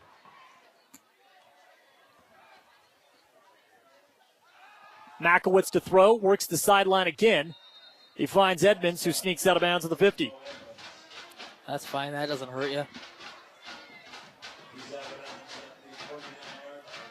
Right now, it's dink and dunk, nickel and dime down the field for the Bears. As long as they're getting out of bounds fast, they can prolong the game.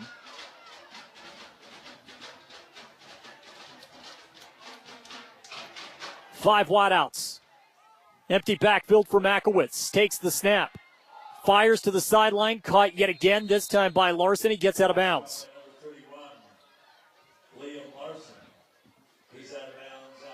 Third down here for Summit Academy. Just everything underneath. That's what the Bears are trying to do, is just work to the sideline. We knew that's what they do. Emery just keeping everything in front. That's what they have to do. Those 5-yard plays do not hurt you. Ball to 45 as Summit Academy is on Emery's side of the field. It is third down. Makowitz takes the snap. This time he's going to test the waters down the middle of the field. Incomplete. It's fourth down. And the game is on the line. Gavin Bernard got into the backfield, and he sent Makowitz down to the ground as he released that pass, sending it high. Gavin Bernard gets in there, like you said, knocks him to the turf. That's why that ball is short off the turf to the wideout that was underneath. Now 4th and 1. The season on the line here. Makowitz with an empty backfield. Makowitz throws to the sideline. It's incomplete. No flag. Ball game. Emery's going to the state championship.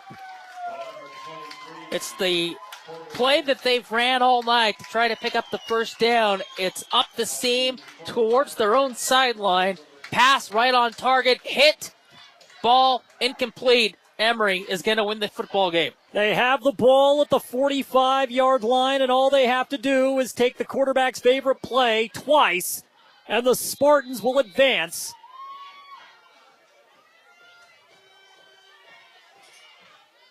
to the state championship.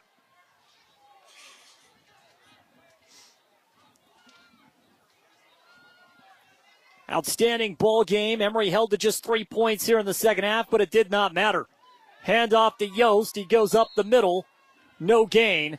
19-second differential between the game and the play clock. It's been an incredible season, and it's not done yet. That's what you play for, right? To play to the final weekend of the high school football season, and that's where they're going to be sitting, going up against San Juan in a rematch from a few years ago. Summit Academy will take its final timeout with the ball at the 45-yard line. We go all the way back to the season opener on August 16th. That's where it all began, and now we are playing on the final day of the season with the ultimate prize on the line next Saturday in Cedar City at Rice-Eccles Stadium. It's going to be a lot of fun to go back down there. Coliseum, Eccles Coliseum. As I get a scoreboard update, Utah with a 7-3 lead over BYU now, and a game that we will get to coming up here in just a moment on KOAL. 20-yard touchdown from Rose to Keithy.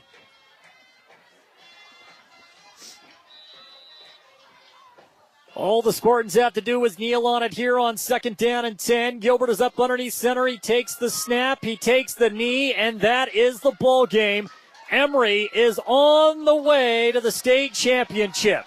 It has been a long time since we've been able to say that. But now the ultimate goal is well within reach, Travis. Yes, Emery team from, like you said, August till now have worked their way through. They took their lumps against a couple teams, but the last 3 weeks or so, they've played their best football, and that's all you can ask for. Final score in this one, 31-20. Emery gets the win over Summit Academy. It was not the prettiest of second halves. Emery lost the second half, 8-3, but they did enough to hang on and get the victory. Final score again, 31-20. But you built yourself such a cushion that being outscored 8-3 in that, but your defense in that second half came up with stops when they had to. And then Jaden Atwood with the field goal to make it a 2-score game, and Summit Academy just didn't have enough of the tank to overcome that. You can celebrate this one tonight, but tomorrow you've got to prepare for the San Juan Broncos. If you want to be the best, you got to beat the best. And that's what lies in front of Emery. Final score in this one, 31-20. We'll send it back to the studio when we return. Post-game wrap-up show brought to you by Eastern Utah Community Credit Union. Remember, you can head there today, get your Spirit card. Well, you can't do it today. You're going to have to wait until Monday. But you can go down and get your Spirit card. You can get the Emery High School logo on it. You can take your Spartan pride wherever you go. Eastern Utah Community Credit Union and their Emery High School Spirit Squad cards, bringing you the post-game wrap-up show when we return on 107.3 FM and 750 AM. Roar of the crowd as you score that winning touchdown. Now imagine feeling that same thrill every time you manage your finances. At Eastern Utah Community Credit Union, we equip you with the tools to make every financial decision feel like a walk into the end zone. From high-yield savings accounts to unbeatable loan rates, we're on your team helping you push forward to your financial goals. Eastern Utah Community Credit Union, where your financial journey is our game plan. Join us today and let's win together. Membership and eligibility required. NCUA insured. Loans approved on credit. Equal housing lender. At A Perfect Smile, they specialize in transforming your smile with precision and care. From porcelain veneers and dental implants to orthodontics, crowns, and bridges, their expertise covers every aspect of general and cosmetic dentistry. Dr. Jackson and his team are here to address even the most challenging dental concerns, helping you achieve a smile you'll love. Ready for a smile makeover? Call A Perfect Smile today, 637-2100, to schedule an appointment. Imagine a smooth, hassle-free journey to the front door of your new home with the Driggs Mortgage team guiding you every step of the way. Hi, this is Greg Driggs. Our seasoned experts understand the ins and outs of home financing and refinancing. Come visit us at our new permanent address, 8 East Main in Price, where we plan to be a staple for years to come. Start your journey today. Call 801-427-3577. The Driggs Mortgage team, NMLS number 272076, Equal Housing Opportunity. Driggs Mortgage team is a DBA of Premier Mortgage Resources, LLC, NMLS 1169. It's time you started working close to home. GMS Mine Repair and Maintenance is looking for experienced miners, mechanics, electricians, and surveyors to fill local jobs. Stop traveling every week and let GMS Mine Repair and Maintenance find you a job closer to home and your family. No more leaving your family every week traveling to a work site. There are good paying jobs right here close to home, and GMS Mine Repair and Maintenance can help you get started today. Email your resume to kbarker@gmsminerepair.com. Your new job close to home is waiting for you. JN Auto says it's time to get in the auto buying game. JN Auto is a game changer when you're looking for a new vehicle but don't want to pay the new vehicle price. By making JN Auto a part of your team, you can count on finding quality, gently used vehicles with manufacturer warranties and unbeatable prices. You just found the secret to finding the perfect vehicle.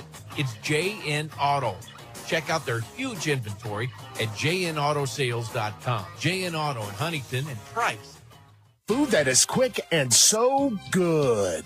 Swift Stop and Shop, your gas and convenience store with more. Serving up a grilled ham and cheese sandwich with fresh made soup combos for less than $5 starting at 11 a.m. till they're gone. Superior ground steak burgers, way better than ground beef. A Malibu chicken sandwich with a huge piece of chicken. And new to their menu, shrimp and fresh caught cod with homemade tartar sauce. Hot, fresh, affordable food ready to go. From Swift Stop and Shop, North Main and Helper. Imagine the roar of the crowd as you score that winning touchdown. Now imagine feeling that same thrill every time you manage your finances. At Eastern Utah Community Credit Union, we equip you with the tools to make every financial decision feel like a walk into the end zone. From high-yield savings accounts to unbeatable loan rates, we're on your team helping you push forward to your financial goals. Eastern Utah Community Credit Union, where your financial journey is our game plan. Join us today and let's win together. Membership and eligibility required. NCUA insured. Loans approved on credit. Equal housing lender.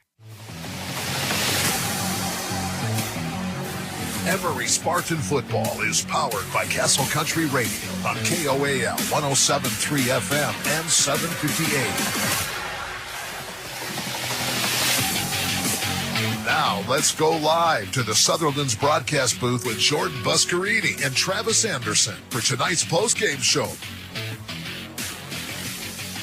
One game away from a state championship. That's the story here tonight, where he gets a 31-20 win over the Summit Academy Bears. And Travis, this team has more than earned the right to represent the state championship, and that's exactly what they will do a week from tonight. Now, they've played a fantastic season throughout, and an opportunity awaits next Saturday for this team who's battled through this season, and they've been one of the top teams in the state, and they're going to show it against San Juan next Saturday. I want to try to paint the picture for those listening. This is a team that has fought tooth and nail all season long. This is a coaching staff that is stuck together, trying to rebuild this program from the ground up. Right now, the family, the parents, administration, meeting with the players as they walk out onto the field. You can see the excitement, the jubilation. This is what high school football is all about. This is a spectacular sight. Yeah, you go back a few years, this team was 1-9. And like you said, they've had to rebuild everything from the ground up. And a couple of years ago, they had an opportunity against San Juan in the semifinal, back and forth game. Came down to a couple plays. I thought Emery was the better team in that game and had a shot to win that game. And they win the state title that year. I believe so, They will win the championship. So now they get the opportunity against San Juan in the championship. A team that they've seen early on in the regular season. A team in San Juan that took it to them a little bit. So that lingers in the mouths of these kids, knowing that there's an opportunity in front of them to get that state championship in football that they've been, prolonging for a long time. Well, let's take a look at the final statistics in this game tonight. 284 yards from quarterback Trevin Gilbert. Trev put together a great performance. He threw 4 first-half touchdown passes, and that was enough to get the Spartans into the state championship. Now, this game was one of the first half because of the quarterback play. The way he just navigated the offense, took the opportunity to survey the field. All right, the defense is going to take away that. Well, I'm going to check down here. Well, the check down leads to a touchdown. Or I'm going to take the opportunity to go to the bubble screen. Well, there's a touchdown. The way he just never panics as a quarterback, the accuracy, he did have the one pick. It was underthrown just a little bit. Tried that tight window, but he's not going to make many of those mistakes. No, he has played clean football the majority of the season, and it was on display. I think that was the best first half against competition. You take into consideration the competition. And I think that was the best first half that Emery has played all year long because this is a physical Summit Academy team. We take a look at some of the ending statistics. His favorite target of the night, it was Porter Herdsman. He hauls in 136 yards. He also had 2 touchdowns. They don't have anybody can match up, and there's a lot of teams that can't match up with Porter. Just the way that he gets off the line, runs the routes, wins the one-on-ones. Just one of the top wide receivers at this level. We take a look at some of the other statistics in tonight's game. 57 yards from Deacon Mangum. He had a 45-yard touchdown grab. But, Travis, if we go back to a huge play, after a drop on the field, it was a short route. He just stopped really right in the middle of the field, hit him in the hands. It stopped the clock. Then it was 3rd down and long. What does he do? Comes up with an in route across the middle of the field, hauls it in, falls down just beyond the first down stick. First down, Emery. That was huge late in the game. Right around the 40-yard line, goes up a pass that is intended to go up, so he jumps at he knows that the corner's going to hit him square in the back. That's what happened. He comes down with the football, and that pretty much sealed things.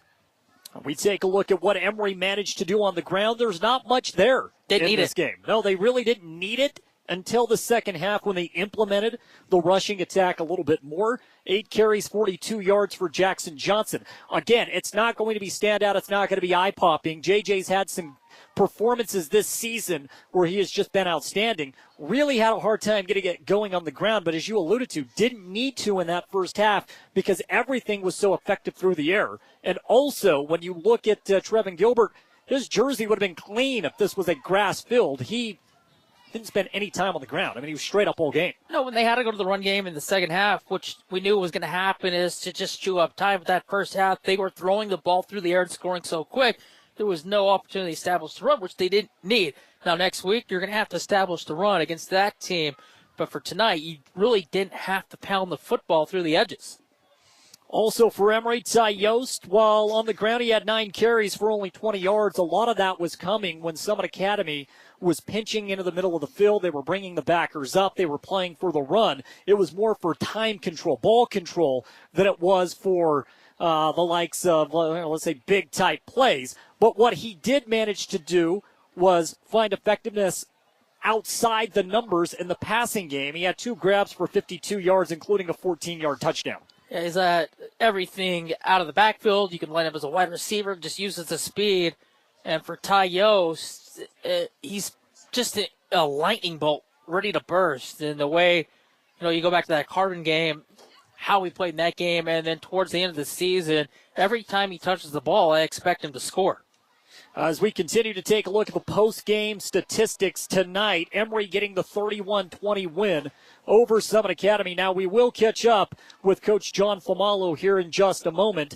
But, Travis, in the meantime, we'll continue to take a look at the second half stats, rather. Again, it wasn't pretty for the Emery offense, but it was more about ball control. I do want to talk about Jaden Atwood's 30-yard field goal. It was on the right hash mark, and he told me earlier this week, he said, I like it when the ball is on the right hash mark. Emery initially showed that they were going to send the offense back on the field. They were going to go for it on 4th and 9. They take a timeout. They have the discussion on the sideline. Jaden comes out, and he buried it. He put it right down Broadway off of that, what's the near hash mark for us. But he clocked that 30-yard field goal, and that right there put the game on ice. That clutch kick lined up. You're going to go for it. It's 4th down. You're like, I got a reliable kicker that I know is going to be money. So they come back out. Jaden Atwood boots it through, no problem, to push that thing to 31-20, and that was pretty much game, set, match. Go ahead and talk about the idea of a kicker coming out in the cold. He's attempted nothing but extra points or, creatures of habit, right? That's all he's kicked. Really all year, we haven't had too many field goal attempts, but he comes out here in one of the biggest moments, and he boots through just a huge 30-yard field goal. I mean, that right there, it takes guts, to say the least. It takes guts. Yeah, that thing's a rock hard. Go outside and try to kick a rock and see how far it goes. Yeah, Jaden Atwood comes, that ball, that situation there, there's pressure, there's everything for him. It's no big deal. The snap, everything has to be perfect. It was snap perfect, hold perfect, and Jaden kicking that thing through perfect. And it's cold outside. That ball is as stiff as can be, and he had another 20 yards on that. Yeah, he buried it. I mean, there was a no-doubter. I mean, it didn't just eke its way over the crossbar. He absolutely buried it. We are going to go down to our third man of the booth. We have Aiden Mortensen, who's standing by with, I believe, Caleb O'Neill. Aiden? Thank you, Jordan. I'm down here on the field with senior offensive lineman Caleb O'Neill. Caleb, let's look back for a second.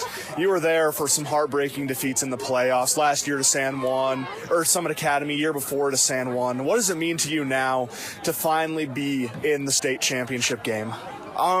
There's no words that can describe it.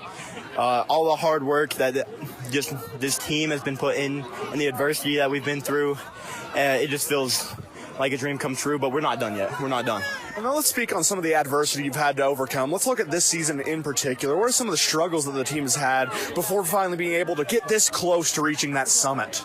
Really, if you look at the first of the year, I don't think our offense really was clicking as it is now. Defense was letting them run all over us. So I think we really buckled down near the end of the season now, but we still got work to do. Now, Caleb, looking at San Juan, you've seen them once before this season. What's going to be you and the team's mindset heading into the state championship game? Really, we can hang with them. Yeah, they might be the 3-time repeating champions, but we can hang. We know we can, and we just got to get that mindset that we can. Now, Caleb, is there anything you'd like to say to our listeners before we let you go celebrate? Thank you guys for all your support. We love it.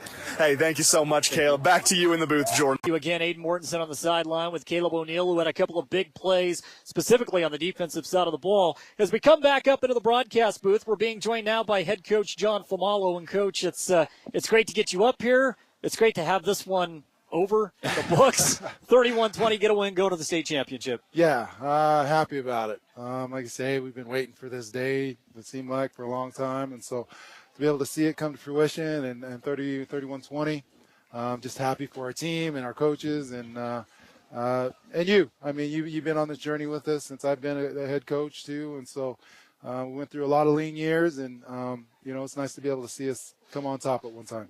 Yeah, I don't know what it was like. I can only imagine what it was like for you guys. I was stoked this morning, Coach. I woke up, chance to get to the state champion. No, so I told these kids, like a little kid on Christmas morning, I could not wait for this game to get here. And the way we prepped and the way energy in our practice, I mean, it was phenomenal. So I was just happy about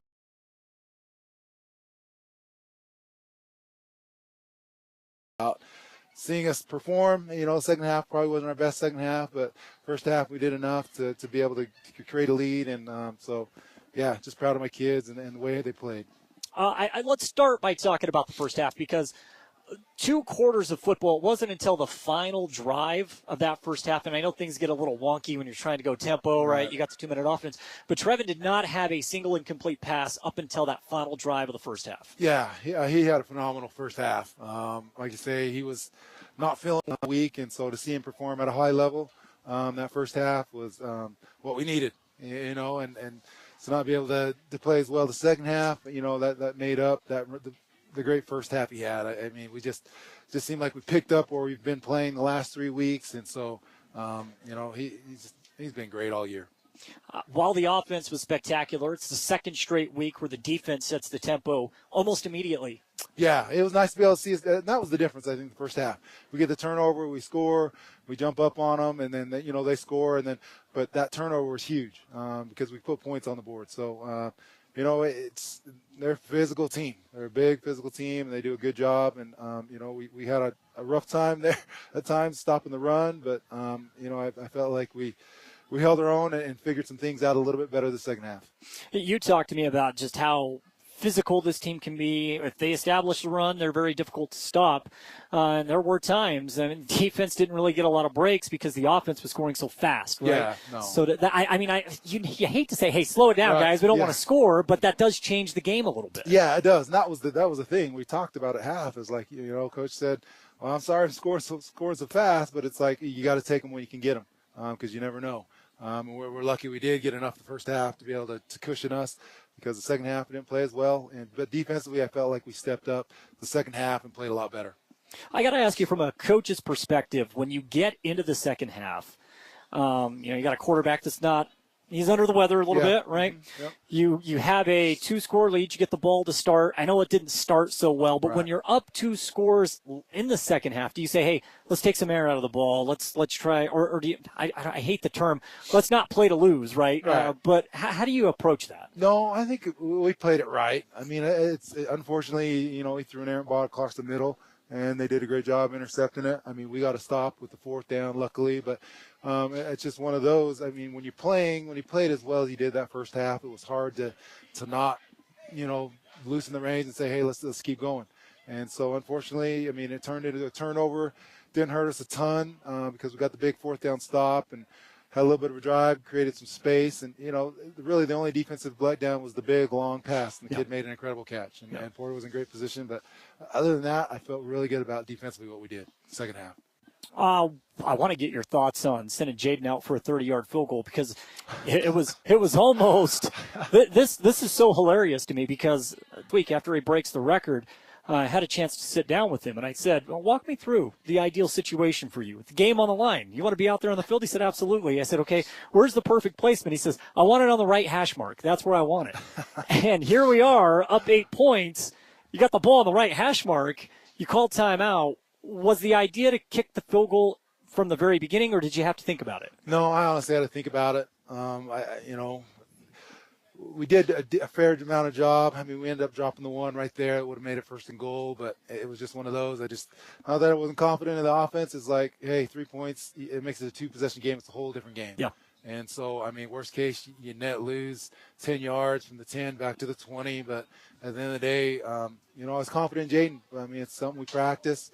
Again, on our 3rd downs, we run a 3rd and 8 session every day, or on our offensive days. And if we don't get it and we're in position, we kick one, and 90% of the time he's hitting it. And so I'm confident in what he can do, and he did a phenomenal job just putting the game away. I felt like that made it unreachable, that they had to throw the ball a little bit more and get away from running that ball. I don't think you can overstate how important a kicker is at this level. Yeah, no, I mean, it's you don't see it a ton at high school level, at least of this 2A. But for us, I mean, to be able to have that weapon, it's awesome, and see him convert that, I mean, that was huge. That was huge. You've had the tradition of having good kickers. You talk about, the last 9 years, Coach, of you being in the spot. It seems like we've always had a kicker that if we can get him in range, it's points. Yeah, no, we've been really fortunate to have some kids that can kick the ball, and so, I thought not only the extra points, I thought he kicked off the ball well. Yeah. We covered the ball well. So, I mean, Jaden had a big impact on the game that way. And that's not easy to say, like a kicker has a big impact.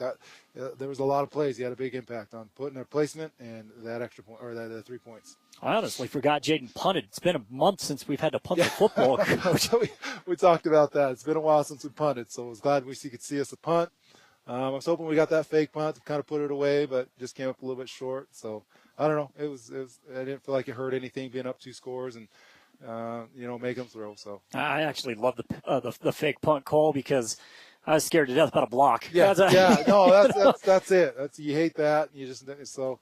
We took the risk to go for it. In worst case, I mean, we lost net 20, so oh well. Yeah. Late in the fourth quarter, rather, Coach, as far as the score was concerned, when it was 31-20, at that point, it's like you could almost give up points, just don't give up quick points, yeah. right? No, that was the thing. We needed to make them work. So we tried to stay over the top, played our nickel over the top, and made them throw underneath or run the ball. And, kids did a good job keeping it in front and making them work for everything they had. What did you tell the kids out on the field? Hey, congratulations. I mean, it's just, they say it's been a long journey. They've been on this journey too, these last 4 years, and experienced a lot of it. To see them, just congratulations. I mean, we're going to the ship. I mean, that's basically what I told them. We're going to the ship. Let's get focused and let's put our best foot forward and see if we can go get this sucker. Yeah, I tried to relay what it was like here after the game, and now I want to get your perspective on it because it kind of makes you tear up a little bit. You see these kids come over here, Coach, and the parents, they're excited. They're hugging the kids. You got administration down there. They're excited. It's such a journey. It's such a grind. And to see these boys get to experience that, like that ultimate reward, right, the ultimate payoff, man, it's so neat. It's so cool to see. Yeah, you can't beat that feeling. I mean, again, you spend so much Time with these boys, a ton of time. I talked 4 years, and we start in May, and I mean we end in November, and we spend a lot of time with these boys. So we built some pretty awesome relationships with these kids, and to be able to see them enjoy this thing right now, there was nothing better. There honestly is nothing better than seeing those kids enjoy this win, and I mean it's awesome. Was it hard to keep them focused on Summit Academy this week? No, I don't think so. That's why I say I don't think we've looked too far ahead. It's one of those. I felt like the kids in practice, and that's where you see the big change is just the energy they bring and just being focused on, hey, this is the goal. Our goal is right here to take care of business right here, and then we can take care of business when we get to that next step. But we got to take care of this step, and our kids did that. So do you celebrate tonight, or do you prepare for San Juan tonight? What do you do? We'll celebrate, but I mean tonight I'm probably going to pull up the film and see where we end up, and start breaking down film and trying to figure out that animal of San Juan.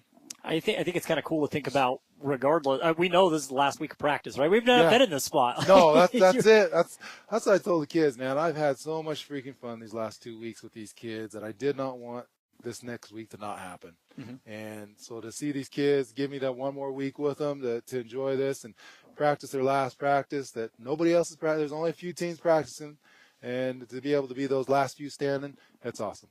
Yeah. I think the sports gods work in mysterious ways, and the fact that we get to go back to Cedar City, we get to go back to Eccles Coliseum, we get San Juan again on a field. Yep. We had them, a couple of years ago.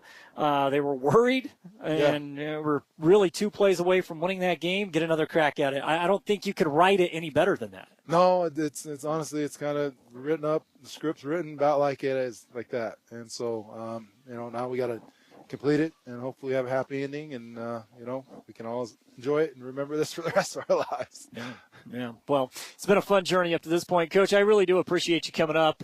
I look forward to catching up with you later this week, and I can't wait for next Saturday at State Championship Football. State Championship Football, Jordan. I appreciate it. Appreciate you and your support, and I say you're part of our team, so we appreciate you. No, that means an awful lot, Coach. Thank you so much. That's Coach John Flamalo again of the Emery Spartans. We'll send it back to the studio one more time, come back, put the final touches on tonight's broadcast, and get you out to the Utah-BYU game. That's coming up next here on KOAL.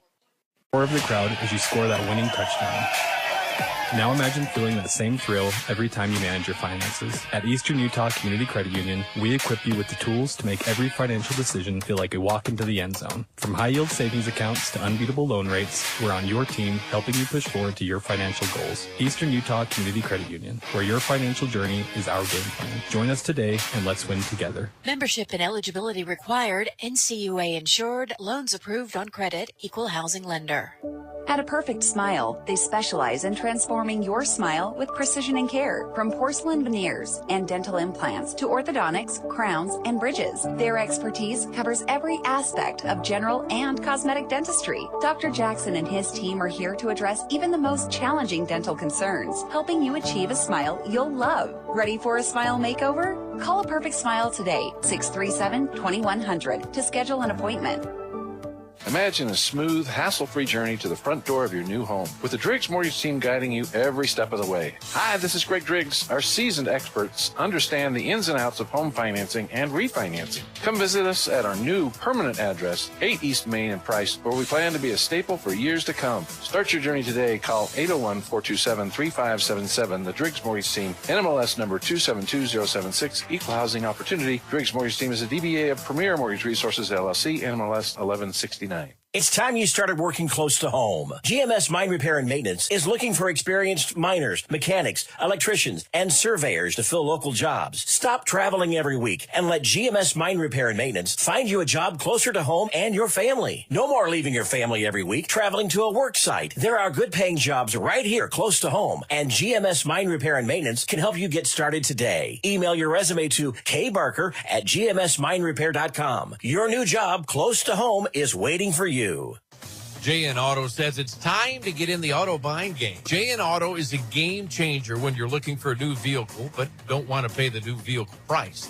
By making JN Auto a part of your team, you can count on finding quality, gently used vehicles with manufacturer warranties and unbeatable prices. You just found the secret to finding the perfect vehicle. It's JN Auto. Check out their huge inventory at jnautosales.com. JN Auto in Huntington and Price.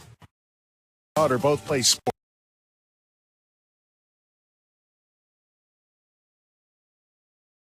Daughter both play sports, a lot of sports, and with that can come injuries, bruises, sprains, and unfortunately breaks. That's why we use Eastern Utah Imaging. They're a convenient and local option for imaging and an important part of a student-athlete's team. Eastern Utah Imaging for high-quality, affordable MRI and X-ray services. Many quick scans take 30 minutes or less. You can call for an appointment or ask your doctor to refer you to Eastern Utah Imaging. North Fairgrounds Road in Price. Call 636 X-ray. That's 636-9729.